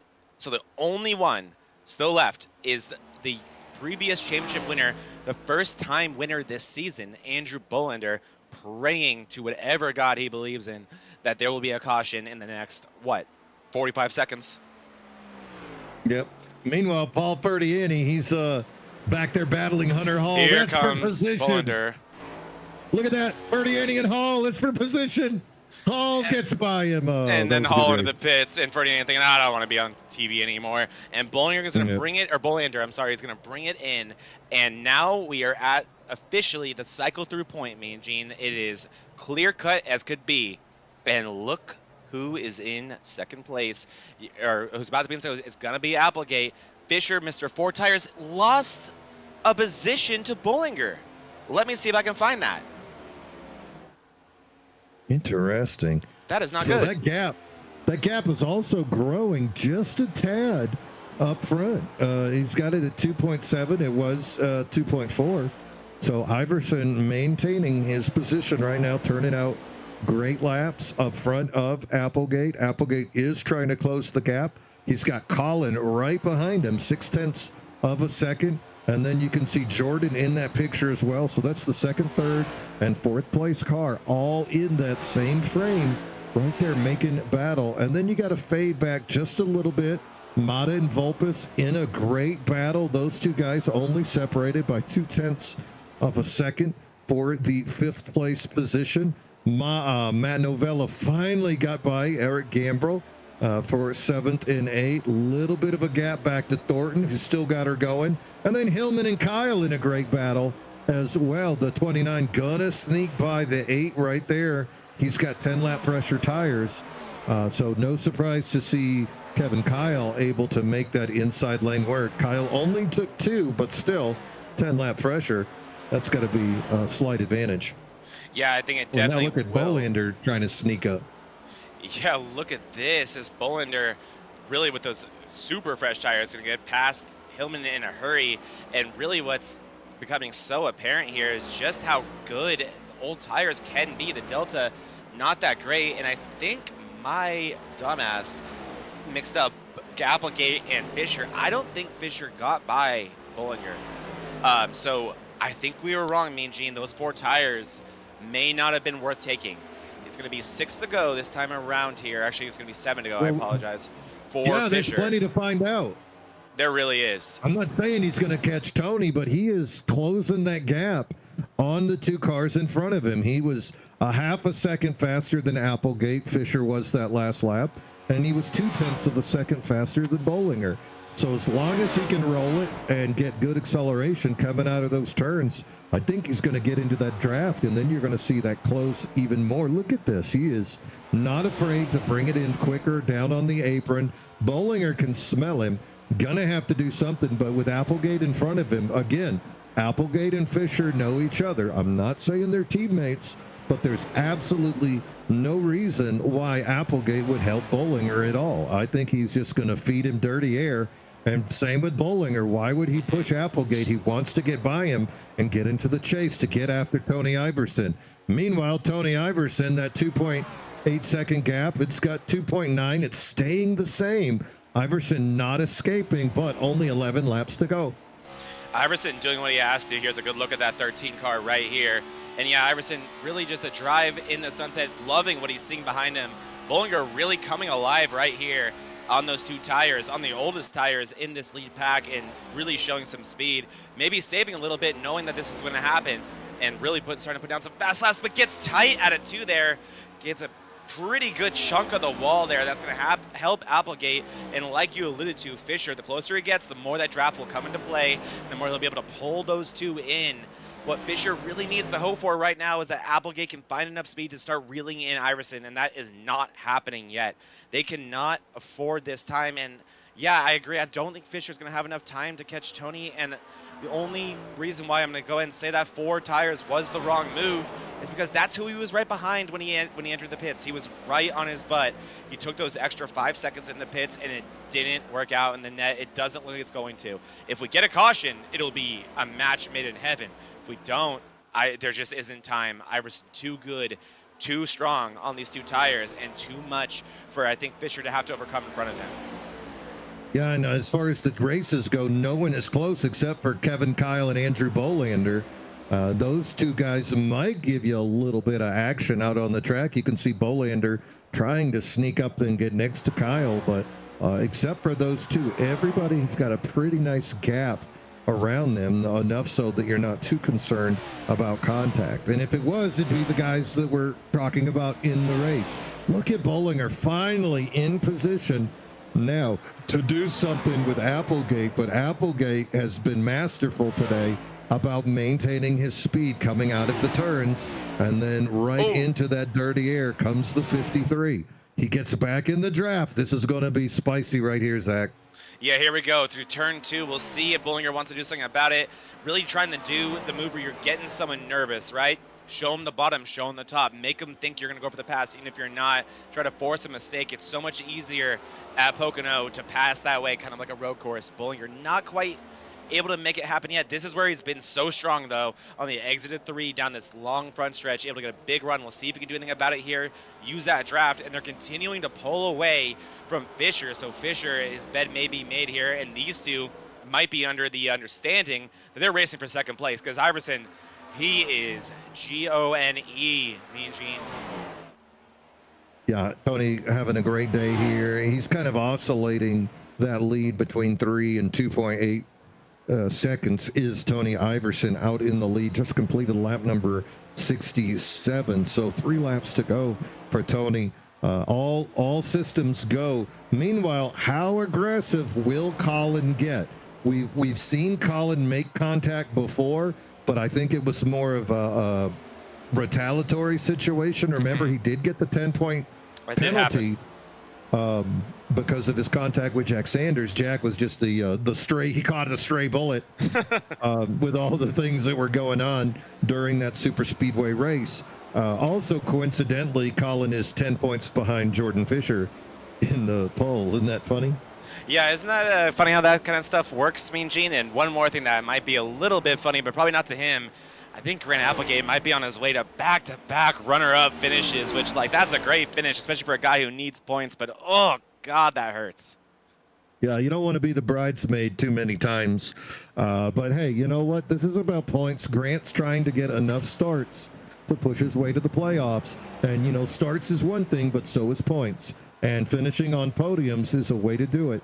And that's what we're seeing effort here out of Applegate. Up front, though, Tony Iverson continuing still 2.8 seconds. Going to come out of turn 3 here on the tri-oval. Going to bring her across the start-finish line, taking the white flag, Tony Iverson. So this race is real now. Even if there's a caution, it would just end. And look at Colin. Colin is side by side with Grant. He made a great run here on the front stretch. He's looking low. They're side by side. Will Colin push him up the track? No, he's still holding it. And watch the run with the 14. Watch the run with the 14 here. He's going to have a run. Look at the contact. Don't spin him. Don't come on. We've been too far. Through turn 2. Oh, man, the flat score on the track. And what a pass by Bollinger. I think Applegate thinking about the grand scheme of things, but not that hard for somebody else, Mean Gene. Yeah, that was something right there. There was contact. There was a little retaliatory contact again. Meanwhile, up front, Tony Iverson. They're screaming in the 13. He takes the dub. Colin gonna finish second. Grant Applegate third. Jordan Fisher on the outside of the podium looking in, but with 3 wins, he is gonna be a happy man. Michael Mata's gonna cross ahead of Joe Volpus. Mata finishing in 5th, Volpus 6th. Looks like Novella holds on to defeat Eric Gambrell, and Thornton immediately disconnects at the end of the race. I wanted him to do the bonus interview, and I guess that's probably not happening. And he's like, screw this, I'm done. Kevin Kyle also in no mood to stick around. Kevin Kyle out of here after a great 11th place finish. Hillman going to finish 12th. Let's pull up our finishing results, Mean Gene. So at risk of more people calling it a day early, I'm sure a lot of people felt like they had such a fast race car today. But Pocono doesn't care about that, does it? It really doesn't give one single, you know what. It takes no prisoners, and we saw that here today. So there it is. It's official. Tony Iverson going to take the dub. Second win on the season for Tony. Continues his strong season after his second place last year. Colin Bollinger last year beat Tony Iverson for the championship. This year watches Tony take the dub. Colin Bollinger going to finish in second. Grant Applegate, back-to-back podiums. Got to be happy for that number 14 of Grant Applegate. Jordan Fisher, 3 wins on the season. Couldn't make it 4, even though he knocked on the door. And here he is next week looking for more. Michael Mata gonna finish in 5th. Great recovery for Mata after he had that early damage on his car. The MC Motorsport driver bringing it home in 5th. Joe Volpus continues to have a silent but effective season with a 6th place finish. Matt Novella does get by Eric Gambrell at the end, and the DDI driver, Matt Novella, going to take 7th place. Eric Gambrell, the privateer, going to finish in 8th. Good run there by the rookie driver. Eric Thornton led laps early, Zach, but got caught up in some foolishness, ends up in 9th, and rounding out the top 10. Look at that. Cruised around in the back all day long. Didn't worry about practice or qualifying. smoking cigarettes and having a good one. But there he is, rounding out the top 10. Andrew Bolander finishing that number 24 car in 10th place. Andrew Bolander, shades of Zach Panzarella, just doing points racing to the absolute max. And yeah, coming back to Eric Thornton real quick in 9th place. Man, I gotta do a formal apology, first of all, to Jared Kelly for my comment last week. And what I meant by that, about he would have been wrecked by now, is those two have the worst luck. I mean, Gene Thornton and Kelly, 2 drivers who, whether it be on a Tuesday with Kelly or a Monday with Thornton, lights out speed week in, week out, but some luck, some terrible luck, seems to always take them out before even halfway of the race. And seems to be the same story here today for Eric Thornton. But that's what I meant, Jared Kelly, if you're watching, or if you saw what I said last week. That's what I meant by that. No disrespect whatsoever. Yeah, pretty crazy run there once again. Oh, yeah, for sure. 11th place, Kevin Kyle. We saw Kevin Kyle up and down the field here today. Typical day for Kevin Kyle, right? 11th place is where he'll end up. Alex Tillman, 12th place. He was in the top 10, top 5, really, for the majority of the day. I don't think he's going to be happy with that 12th place finish. Alex Tillman been so good lately. But still, nonetheless, going to keep him where he needs to be in the points. Jose Medina with a 13th place effort. Great drive here today from Jose. I think kind of on the point strategy that was a little bit less, or I'm sorry, the pit strategy a little bit less favorable, ends up with 13th. Same goes for Steve Lewis over in 14th place. 15th place will belong to Jack Sanders. 16th, the DDI driver of Hunter Hall. And that is where the cars that are even close to on the lead lap end, Mean Gene, because 8 laps down was Paul Ferdiani, who, like John Cena, never gave up. Some hustle, loyalty, and respect shown from Paul Ferdiani. Great job by the debuting MRL Monday Night Mayhem driver that we are so used to seeing over in BRL. Good to see you, Paul Ferdiani. Sean Walton, inexplicably, parked it and ends up in 18th place, 30 laps down. Case of beer, such a strong race car, but caught in one of the early incidents and could not continue on. That 73 race car will end up 38 laps down in 19th place. 20th, another car that looked to have a good amount of speed, didn't qualify, was working through the field. And what happens when you run around the squirrels? You catch a nut every now and then, and Brandon Guerin sure as heck did today. 44 laps down, 20th place, Brandon Guerin. Same goes for Jay Bev, caught in an early incident. The admin, the Godfather, John Beverly, will end up at 21st position. 22nd for Lucas Alvis, wrecked early, and Dalton Geyer got loose at a 2, created one of the bigger incidents in the beginning of this race. Going to be in dead last, 23rd place, 65 laps down. Yeah, a little painful for those boys in the back. They didn't even get a chance to run. You know, Geyer, once you get a car that loose, the car was kind of below him. On the bottom left rear, and you know that gets you loose. And I don't think Geyer was ready for that.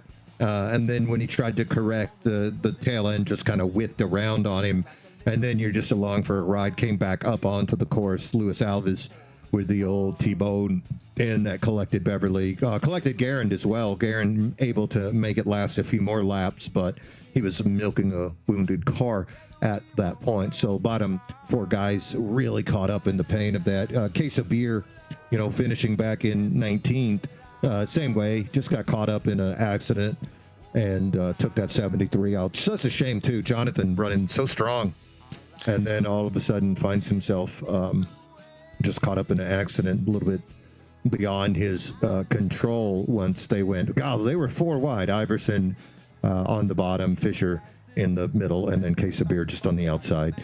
You know, high risk, high reward running that outside lane, right? Yeah, and we're in race 9 of the season, so that's the time to be taking those chances. These guys need these points. They need these good finishes. And now more than ever is when I think we're going to start seeing those things start to stack up. I mean, we'll take a quick look here at our schedule just to kind of show the urgency. Only 4 more races to go here in this regular season after this one. So, yeah, these guys, they understand how important every finish is, especially here today. I mean, only 23 drivers showing up, a very small field for these Monday nights. You got to take it where it's available. So, with that said, I think I know who I want for my bonus interview if he's around. Really? Jordan Fisher. We gotta give him a hard time, don't we? Oh, you're the devil. You're the it's devil. It's only fair after what he did last week. Oh, he's out. He left. Wow, we got some hurt feelings here, me and Jane. He don't want a piece of. You know what I'm gonna do? I'm gonna invite him. I'm gonna invite him to the waiting room. I love that. And we'll see if he comes in. Yeah, we'll give him just a second to process what's happening. I mean, why would he wouldn't be expecting it anyway. But you know who is here? Grant Applegate. I'm going to zap him up here, and we're going to talk to the 3rd place finisher. Grant Applegate, caught you mid-sentence, bud. Can you hear us? Gotcha. Yeah. What were y'all talking about? I was just talking about the restart that I screwed up. Basically ruined my race. Oh, no. Tell us about it. Tell us about it in front of millions and millions. Millions and millions. Yeah, just that first restart, I just got destroyed by Thornton. He kind of rolled up into the box and then went, and he kind of just cleared me. And I knew after that, I was like, okay, I'm going to have to nail, if there's any more restarts, I'm going to have to make sure to be paying attention and nail it, because you could not pass. I mean, especially, you couldn't pass the leader. If you could pass somebody else who was also in dirty air, but you had almost no chance passing the leader. It was insane. But yeah, and especially go ahead. Sorry, we got to that first restart after the first caution, and I just was trying to roll through the zone, and I just forgot that, oh yeah, the leader has to hit the line first, and I didn't check up enough to do that, which gave me a black flag, which put me last. So I got lucky with the second caution, but yeah, again, it's so hard to pass that I got back to second, and then lost it there at the last lap, but I was happy with rebounding to third. You know, I was going to ask you about that when you got. I saw you get caught with it.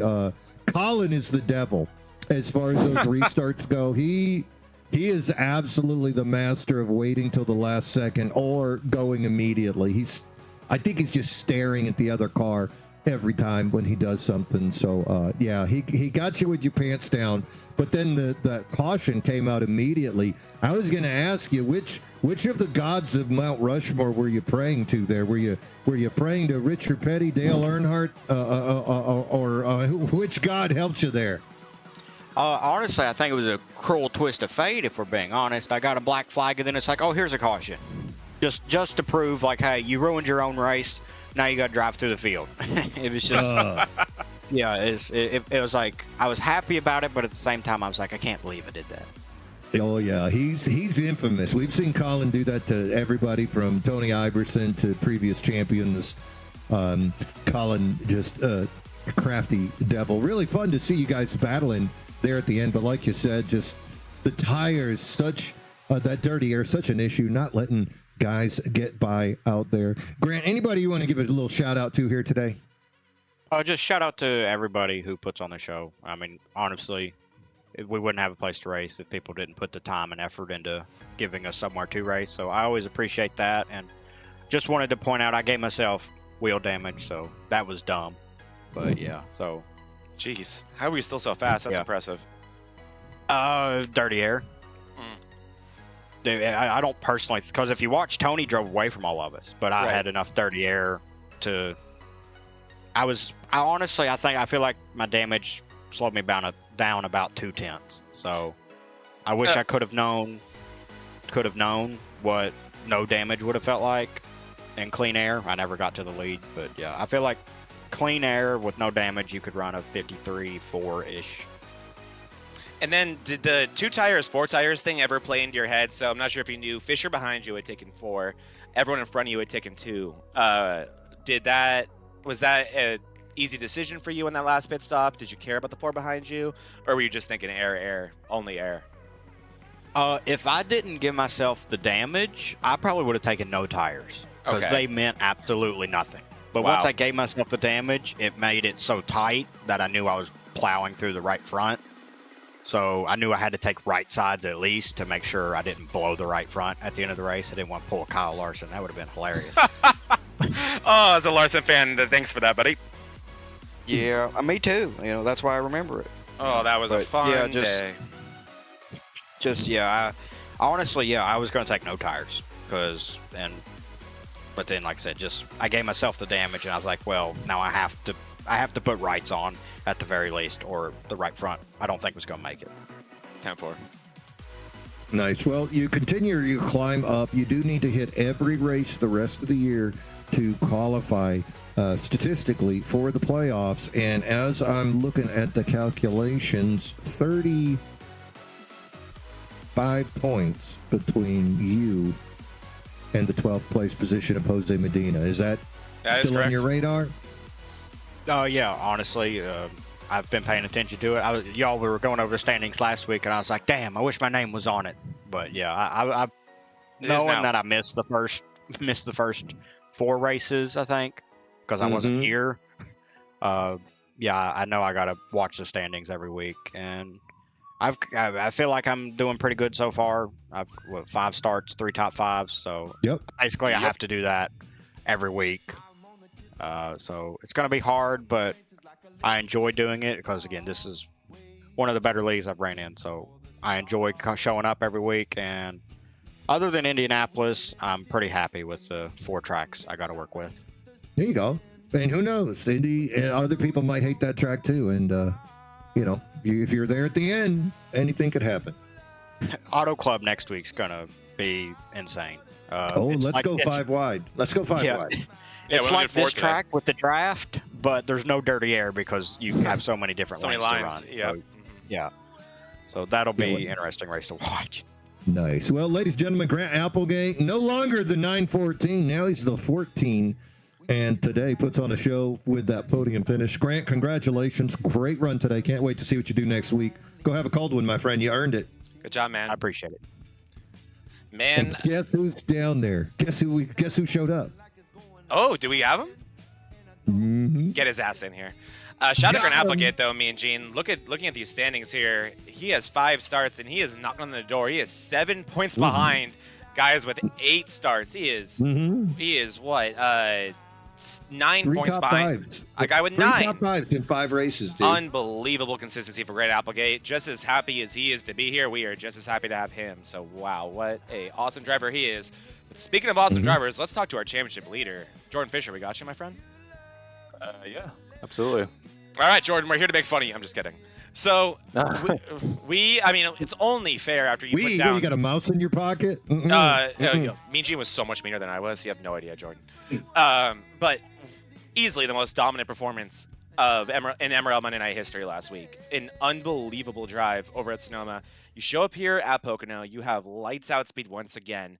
And we always allude and love talking about you're one of the drivers that we know has a human live spotter in the car there with you. So take us through the decision to take 4. You were the only car in the top 5 that elected to take 4 there.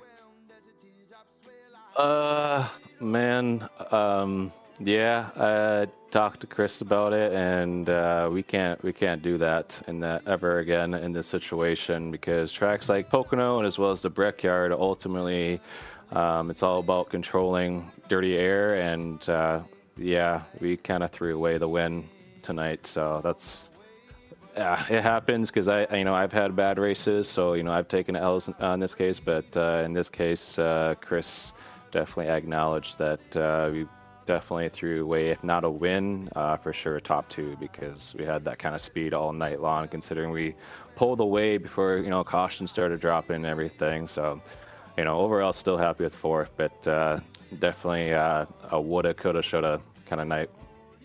Yeah, and I think it's so easier. Or I guess what I should say is hindsight is 2020, right? It is so easy to look back at it and say, well, that would have been the obvious move. So, I hate to harp on this, but it's just always fascinating talking to a driver and really a team, you and your spotter, so intelligent that approaches races so methodically. Did you guys know that Bollinger and Mata had taken 2? And what were your expectations with iRacing in terms of if you would take 2 or 4? And did you feel like you take 2, iRacing takes 2? Did you feel like you had something for the 13 on even playing field? Or, I guess I'm trying to say, what was the thought process in terms of putting 4 in the 39 there? Was it just how much of a hot rod that car was all day?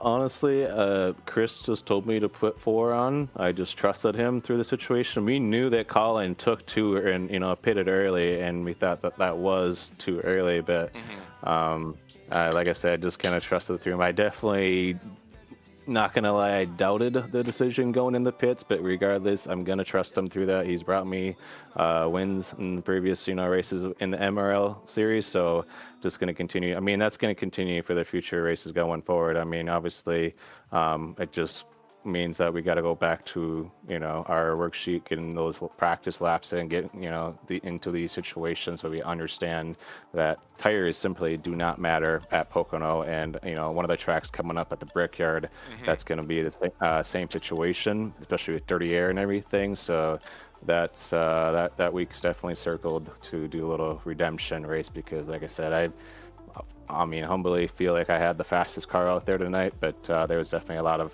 fast cars, including Tony, because, man, it was so hard to pass, and it forced you to put in put in really, really tough situations trying to pass off restarts. But in this next gen at Pocono, you have to, because if you don't, somebody else is going to take advantage of you. Yeah, I mean, really, right now you're echoing. We just talked to Grant Applegate before getting the chance to speak to you, and you're echoing so many things he said. Specifically, can't pass, especially the leader, and dirty air, dirty air, dirty air, screw tires. But who knows in the moment, right? I completely understand your train of thought. I am also very much like your spotter there. I normally prefer tires, so I've been mean to you enough. Let's pull up a silver lining here. You're still the championship leader. You're still 6 points above Bollinger going into the next race. And we've heard you guys talk so much already, and I'm going to pull up the schedule now, about Brickyard. But let's talk a little bit about Auto Club, Chicagoland, and Vegas. So much about this next gen has been dirty air and maybe even sometimes a lack of tires. Do you feel like you're going to be outside of Indianapolis in this type of situation again? Or are you going to go back to just trying to be dominant the way that Jordan Fisher has been all season when we get out to Auto Club? What's kind of the thought process as we continue to understand these new updates and the next-gen car? Well, I might be fast on road courses, and for that reason, I get called a ringer a lot. But when we come to intermediates, you know, like Auto Club, Chicagoland, Vegas, all those kind of tracks coming up, I mean, it's just going to be a matter of staying alive, get to the end of the race, and get those consistent finishes. I know who I need to beat on a week in, week out basis to get this championship. Obviously, it's going to be a long, like, there's so much racing left to be done. So, you know, between Bollinger, Bolander, you know, Iverson's obviously in the running. So you can never really count on any of the guys, but it's just the mindset knowing that what's ahead, a lot of intermediate tracks.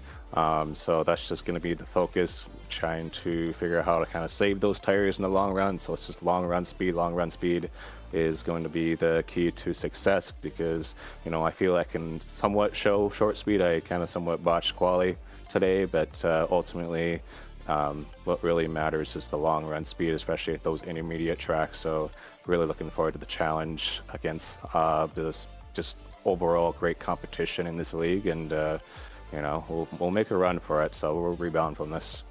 Couldn't agree more. I think also as the season goes on, we're seeing less cautions. These guys understanding how to drive around one another a little bit better. And so, yeah, I very much agree with the idea of prioritizing long run speed. Well, Jordan, I'll tell you what, every season it seems like Gene and I are graced with a top, just world-class driver, and it's absolutely you this year. Just having such a blast covering you up here in the booth. And thank you for taking the time to talk to us, be our bonus interview. Let us pick your brain a little bit. It really is just such a privilege to have someone like you that is an open book. And it's always really cool when guys like you are willing to divulge so much information and help the guys out there who want to be like you one day. So thank you for that. Thank you for another wonderful week of entertainment, and cannot wait to see what you, our current championship leader, continues to do for these last 4 races here in this regular season. Good job today, man. Yeah, I want to thank you guys for broadcasting. As always, you guys always put on a fantastic show. On easily my favorite broadcast to watch on a weekly basis. So everything you guys do is fantastic. So appreciate you guys. Oh, pleasure's all ours, my friend. Woo! Look at you, Zach, over there trying to cause a Ty Gibbs Gerhardt situation over there. Like, come on, why did he give you 4? What was that about? Like, you know, because it's interesting, you know, there was, because if you pull out a caution, or if he's running in traffic, he gets to hug that apron and, you know, make those moves. But it's funny how, you know, we don't want to talk about dirty air because it's a constant. It's a mean word, you know, too. It's a gross word. It's just part of the race now. It's just something we all have to deal with. I mean, hell, that's what the NASCAR drivers have been dealing with ever since it came out. You know, the governing body wants all these cars to ride together, and, you know, then you get the beautiful runs by, you know, Zane Smith and John Hunter Nemechek, and I think you see where I'm going with this. Yep, I very much do. Constant excitement. But you know, keeping that in mind, once you get clear, then all of a sudden those 4 tires, especially if he'd have got clean air in front of him, you know, I think Fisher would have had the chance to chase down Tony Iverson today if he could have got by those 2. But for sure, you know, ain't no way Colin was going to let that happen. Same thing with Grant just fighting for that position out there. But man, those 4 guys, those 4 names just continue to keep popping up. And if Eric Thornton can ever put it together, I think that's another guy that we're just going to see battling at the end, especially in this championship format. That's a fella you're going to have to contend with if he can ever put all of the pieces together. Haven't seen it yet, but I think Eric's a guy you can't take off the map as of now either. All right, let's go ahead and pull in your second place finisher, Zach. I'm going to grab him for you. Here he comes. And I agree, though, Eugene, do not let Mr. Eric Thornton win a race, best driver in points, without a win. But I'll tell you who does have a win and who does have a really good-looking championship trophy to boot, and that's Mr. Colin Bullinger. We got you, my friend? Yes, sir. What's up going on, guys?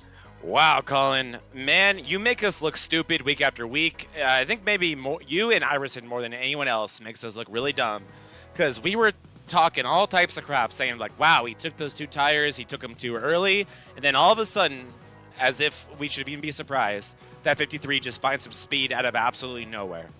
So take me through your last run there, why you pit so early, and then were you kind of holding back a little bit in the early end to have that exceptional speed to come home second place at the end?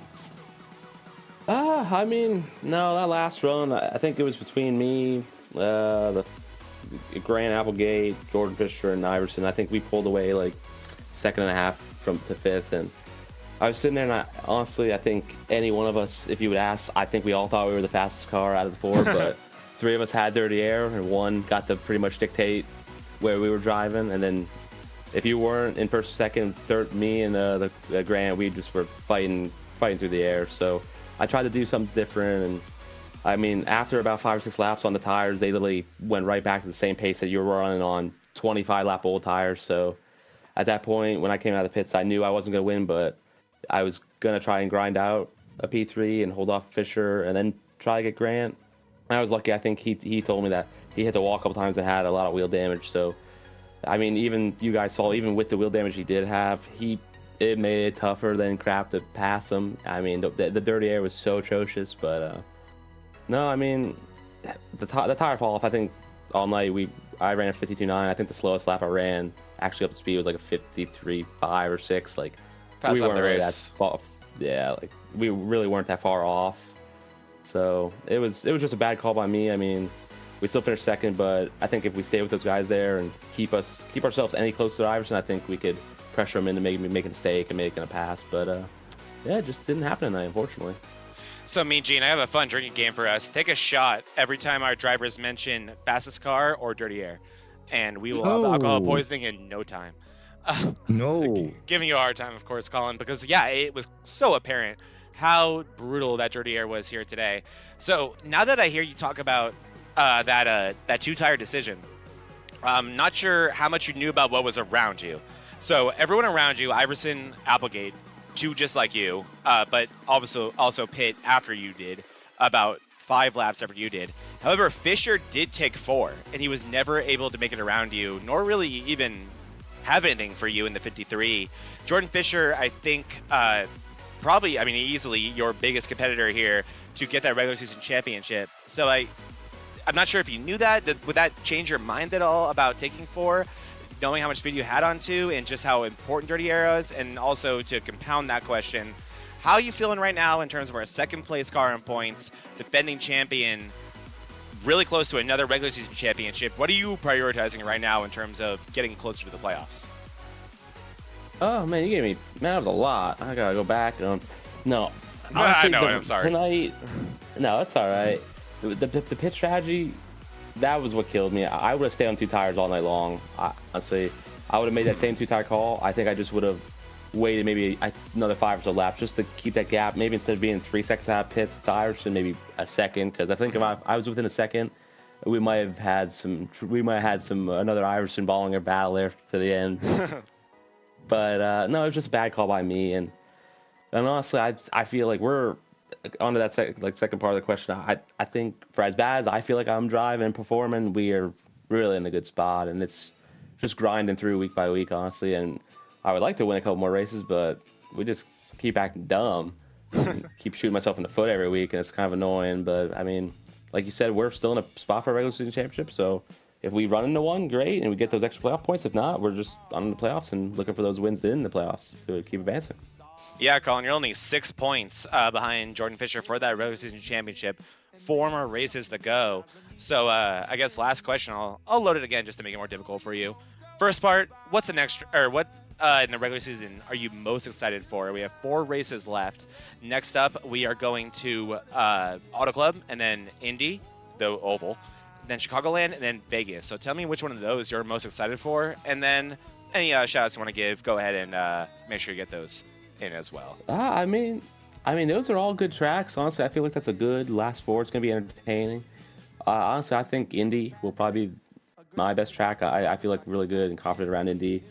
And maybe after that, it's Chicagoland. But no, I think if you're looking for me to make some noise, if there is any fans out there, probably not. Just Indianapolis, I think that's where we're going to have our best shot winning another race. But I mean, I feel good everywhere. Just these tracks are really, I know I'm going to say it again, air dependent. It really is just about where that air is at and trying to find it. But yeah, no, Indy for sure. And yeah, no, honestly, I don't gotta thank nobody. Just you guys for putting on a great broadcast and having a good old time and bringing me here, giving me all these questions. That's really it. Well, thank you, Colin. I'm going to keep you on your toes with the questions because I get to talk to you every week, putting down dominant performances as we watch you on screen making a mid-race pass here on your championship, one of your new competitors here, Applegate. But amazing drive, our defending champion, and really is a privilege to be able to call you our defending champion. You've been putting on such a show all season. It's been great to see, and cool to see guys like Fisher, Applegate coming through the woodworks to give that 53 a challenge. So I agree in terms of what we've seen from you. And if there's one thing that I think will be good news for you is that the other drivers we've talked to are dreading Indy. So all of those Bollinger fans, and there's a lot of them. I see a lot of people drinking Busch Light all the time. I can't think of any other reason why you would, besides being a Bollinger fan, are excited for that. And I also just saw Celtics on your name rail. So if you're a Celtics fan, then I'm about to lose a bunch of fans on my side here. Hell yeah. But great drive, my friend. Oh, thank you, guys. I hope he's a Celtics fan, me and Gene. I really do. I think he might be.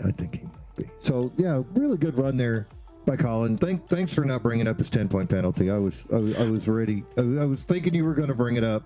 I've done enough instigating in the past week and a half. Yeah. You're plenty of shots across the bow. Yes, exactly. Got him going. I'll tell you what, though. I mean, that great run here today. You know, we see those names coming up, and we see, Eric Thornton just so close. Great run today also by Michael Mata. You know, he had the early incident, but then he comes back and makes a strong running at the end. You know, he wanted more, but that track you just talked about, Indianapolis, I think that's another place we're going to see Mata. Me too. Be strong as well. Thornton. And the guy we're about to bring in as well, Tony Get your Iverson. bleep button ready. Get your bleep button ready. Let's see. What's the over-under on him dropping the F-bomb? Over-under, I mean, like, that's free money. How many times is the question? I'm going to go at least twice. You dirty rat. Or how long? How long? I'm going under 30 seconds.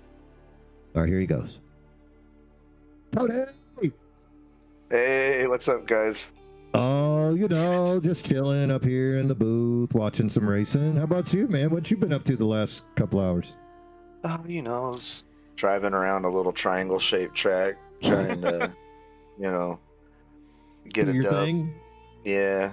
Doing the Iverson thing, which is getting your second win of the season. Come on, man. I know that. Yeah. Get pumped up. I was honestly trying not to cuss, you guys. I'm sorry. Damn it, it's been 30 seconds. It's been 30 seconds, Gene. Ugh. All right, I'll Venmo you. We have bets, man. We have bets. Tony, man, they all wanted your blood today, dude. Freaking from Eric Thornton giving you the hard run, Michael Mata with the early battle, and then Fisher, Applegate, Bollinger. I mean, this is Murderer's Row. You're talking 1973 New York Yankee lineup wanting to take your head off.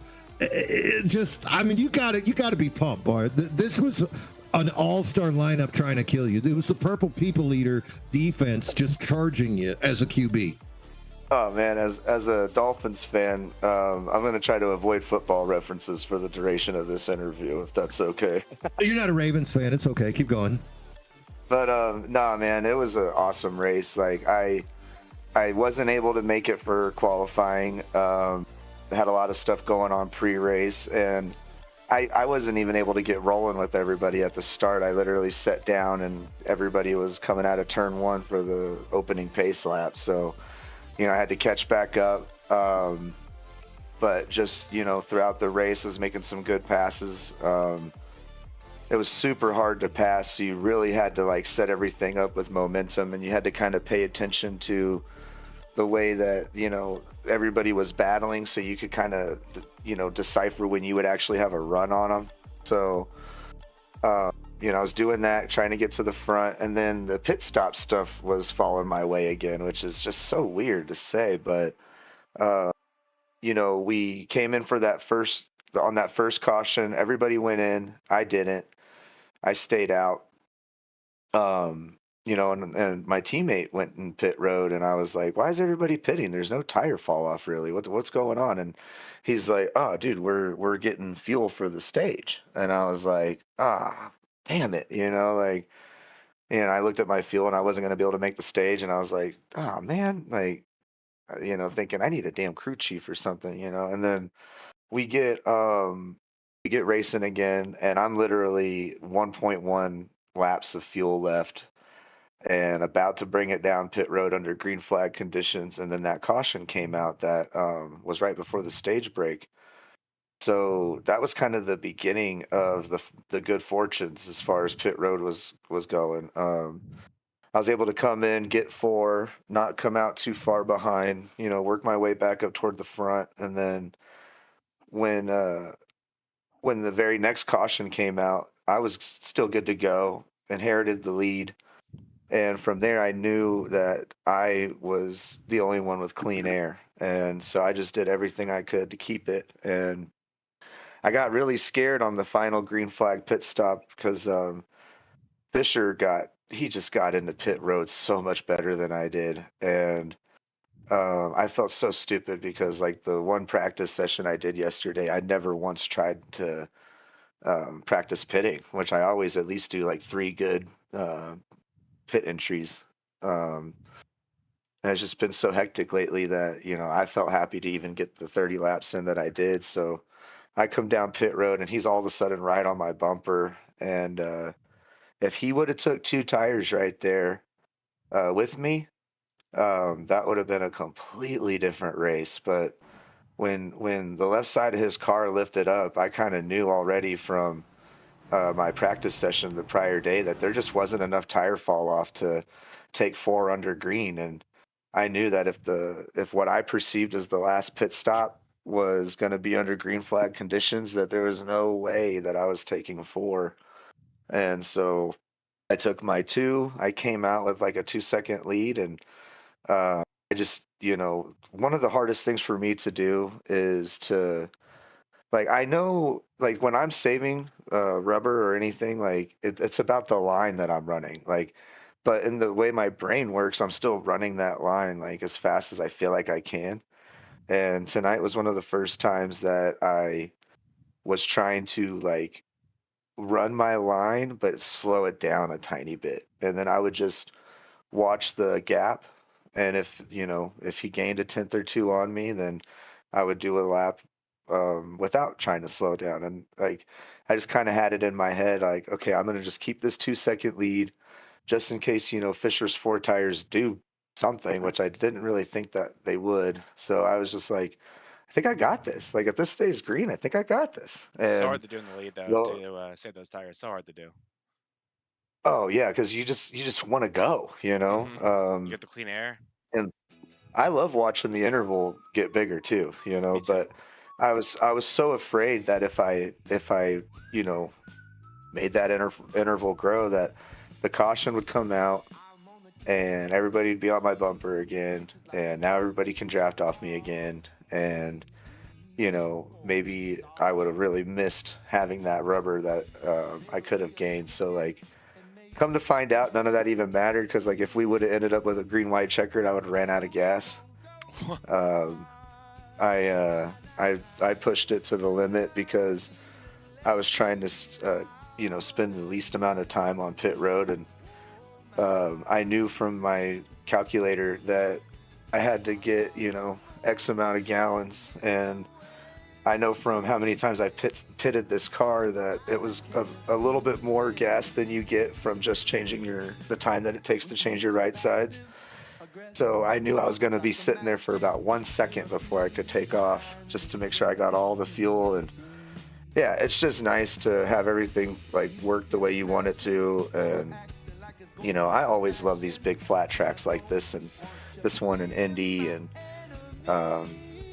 yeah, these are just some of my favorite tracks to race on. And yeah, I will say that it feels like a completely different track than it did before the recent updates. Totally. The tunnel turn is not the tunnel turn anymore, man. No. Like I used to love the tunnel turn so much, and it felt treacherous today. I was having to relearn the tunnel turn entirely, but then all of a sudden I'm like good in turn 3.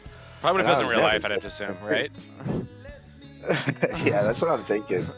That's what I would hope anyway. Like that's their goal, right? But yeah, this is awesome. You know, I have a really good record right now in my new rig as far as league races go. I don't know. Everything's just looking good lately. I got promoted at work. I'm winning these races. You know, family's healthy. Cars running good. Like. Everything, you know, it's not perfect, but it's great. And this type of thing, you know, when you're so passionate about your hobbies and, you know, literally thinking about them days in advance, you know, as far as these races go and stuff, it just feels good to come out, execute the way that you know you can. And with the level of competition we have, you know, certain things do have to line up. Like even tonight, if Fisher takes 2, we got a different race. So you and Zach are not letting that thing go. Y'all are trying to cause an Alan Guffinson situation. Fire him! Fire him! Fire him! All right, so let me ask you this. No, absolutely. You're talking about things aren't perfect, but you know what? I would rather be brilliant than perfect any day.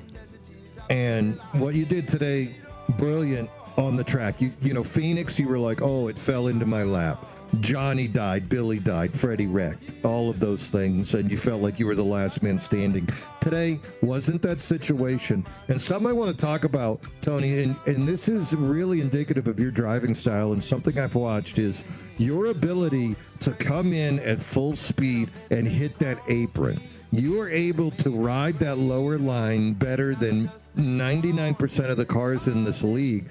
Is that something that you purposefully do? Like, or do you practice every track saying how hard and what is the angle to perfectly hit this apron? Because that has to be something you work on, right?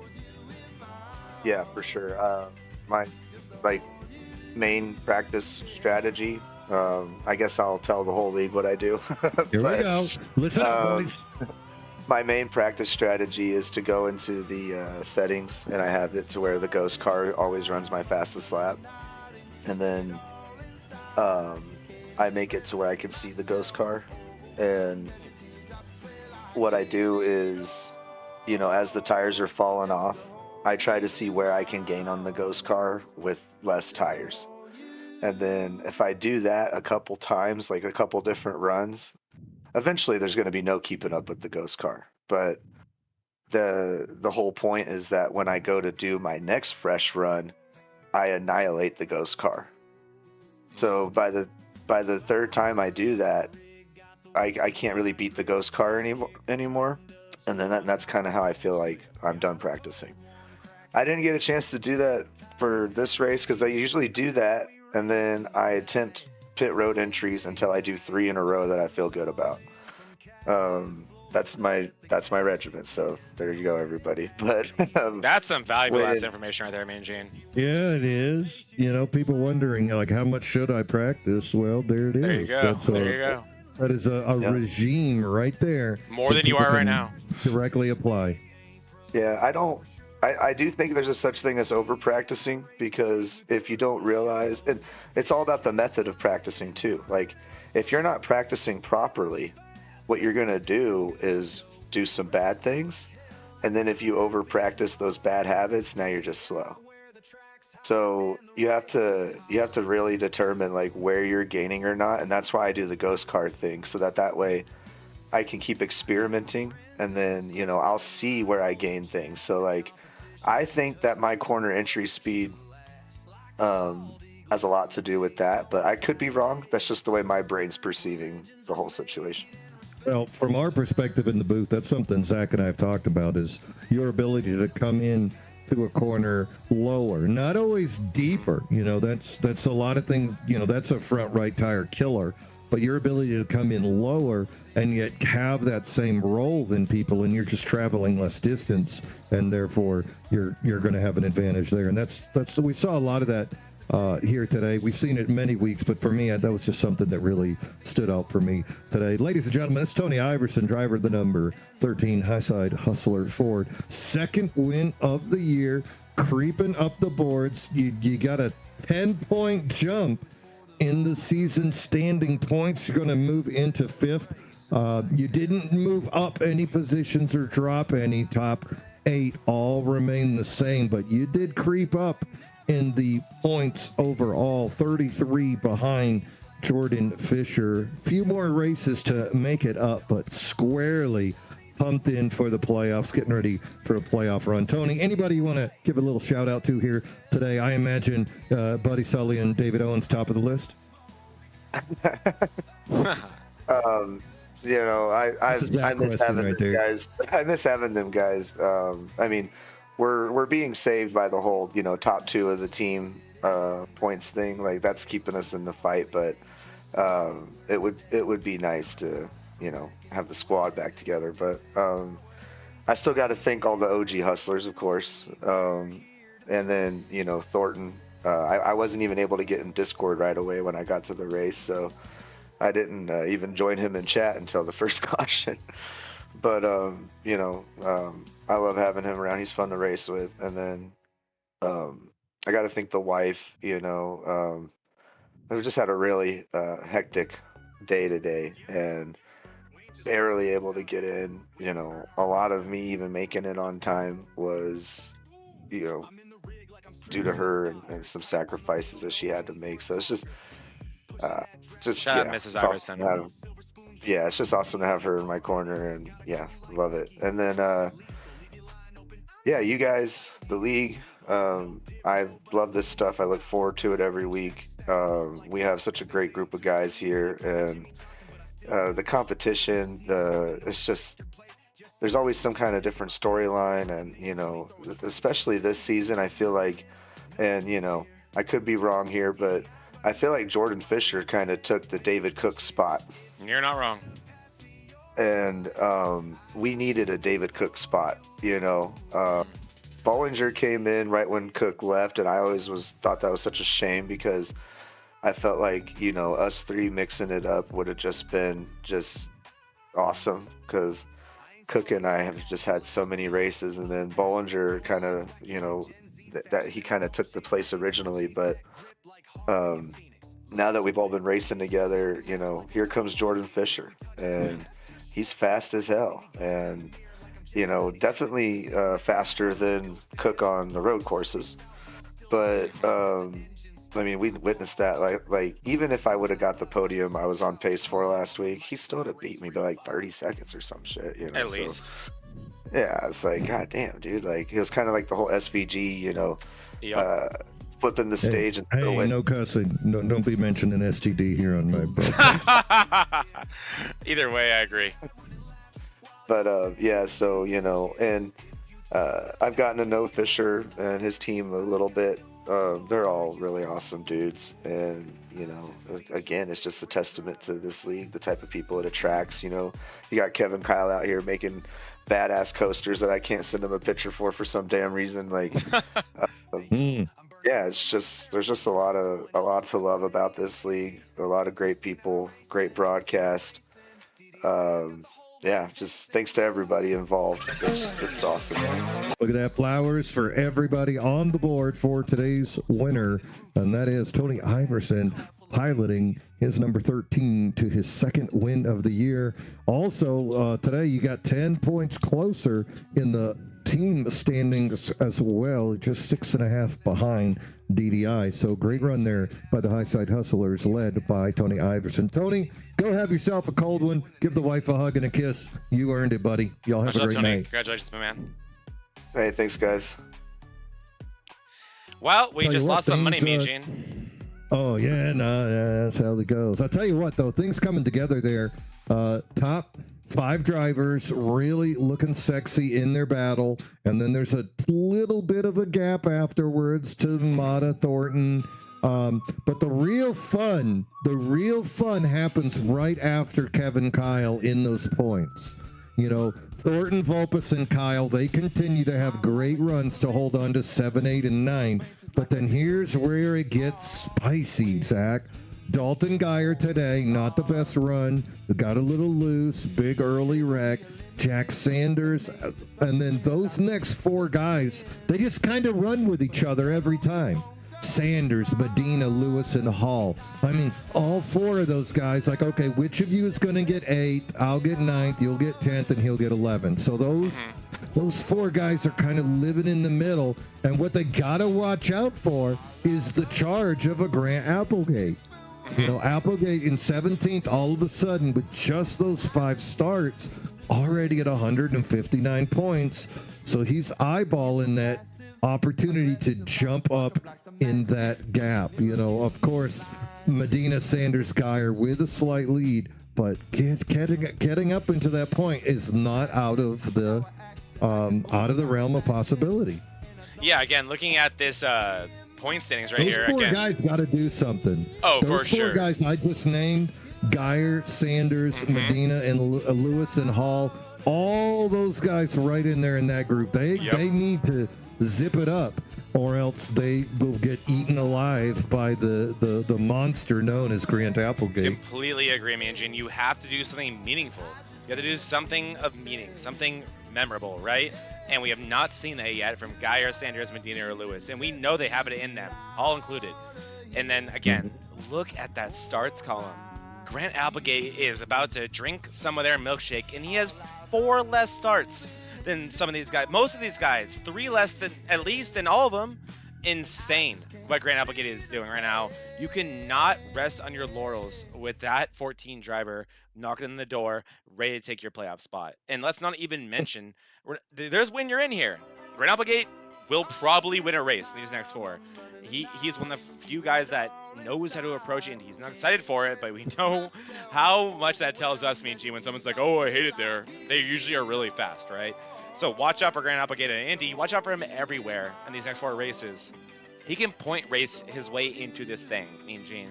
It is so tight. And then let's go back up top with Jordan Fisher, Colin Bollinger, and I'm not sure if you realize what Tony Iverson said there, but he kind of alluded to a big 3. And he included himself in that with Bollinger and Fisher. But Iverson's in 5th in the points. And granted, I'd agree with Iverson in terms of speed. But I wonder how Michael Jordan, meme included, personally, Matt Novella, Andrew Bollinger, Michael Mata, and Eric Thornton, and Joseph Vulpes, for them, are going to take that. Because I don't feel like this is a big 3, Mean Gene. Well, you know, that seems like a Panzarella question for later. Mixing the pot. One of those. I know you got 18th this week, but I want to ask you about what Tony Iverson said last week. Exactly. There's no reason for you to be in the booth here today, but let's bring it back to last week. Hear what Tony said about you. Yeah, it's fascinating to see, but I think he's definitely feeling the pressure of the most recent races. You know, Matt and Andrew, they are great in points, and early in the year they were whacking those podiums and that win. But here, as we've faded in, this was the 9th race of the season. Those guys have become comfortable with finishing 5th, 6th, 7th, and I think Tony is, he's up there whacking doors, hitting aprons for that top 3. Yeah, I would definitely agree. And we just saw it this weekend in NASCAR, did we not? You're a pretty big Joe Logano fan, are you not? Mean Gene, and what did that mother, what? I guess I can use the F word now since Overton did. I won't. But what did he do to get to that round of 2 or the round of 8? He just snuck on by. He just points race his way into there. And what is it more about, Mean Gene? It's not about dominating on the way there. It's about getting there in the first place. That's what matters. And that's what I think we're seeing Bolander do right now. I think even Mata, I think we're kind of seeing him points race a little bit. It's fascinating because guys like Iverson, they want to do what they did today. Put their pole in the sand and just say, I am here. I'm winning races. Don't F with me. And it's been really fun to watch. And again, look at Iverson. He has that perfect attendance. And he is behind Bolander, who is missing a race. He has missed a race. That is mind-boggling to me when you look at someone like Tony Iverson sitting there in 5th. And that just goes to show how important consistency is in this league here right now. And one more thing before we sign off, Gene, that I wanted to say before we log off is we are doing awesome on subs, and we are covering so many leagues. Again, we announced the DDI RL ARCA League here today. Throw it up real quick. There you guys go. Make sure you sign up for that if you're interested. It's going to be a double header here on Mondays. You'll have a different booth, and then just like always, me and Gene here for the Cup Series. But maybe you'll get to see some guys with similar names on the racetrack before that in the ARCA Series. But with that said, though, Gene, sub up to VRN, because we are at the point where we can actually get mad at Tony Iverson for cussing, because to be transparent, we need more subscribers to be monetized on this network. And when VRN gets monetized, guess what we can do? We don't have to ever talk about us charging the leagues that we are so passionate about covering, right? I love being here on Monday nights, and if this league is monetized like we know, or if this channel is monetized with the fun that we know this league has, that makes it all so much easier. So if your grandma's watching, if your cousins are watching, if your dogs are watching, make them a YouTube account and sub up to VRN on YouTube. This channel you're watching right now at Vortex Racing Network. So youtube.com/@Vortex Racing Network. Subscribe to us. It would mean a ton from all of us here that work so hard to bring all these amazing leagues 5 days a week now, and even more races than 5 per week to you guys, and to make this the reality that we envisioned when we created this network.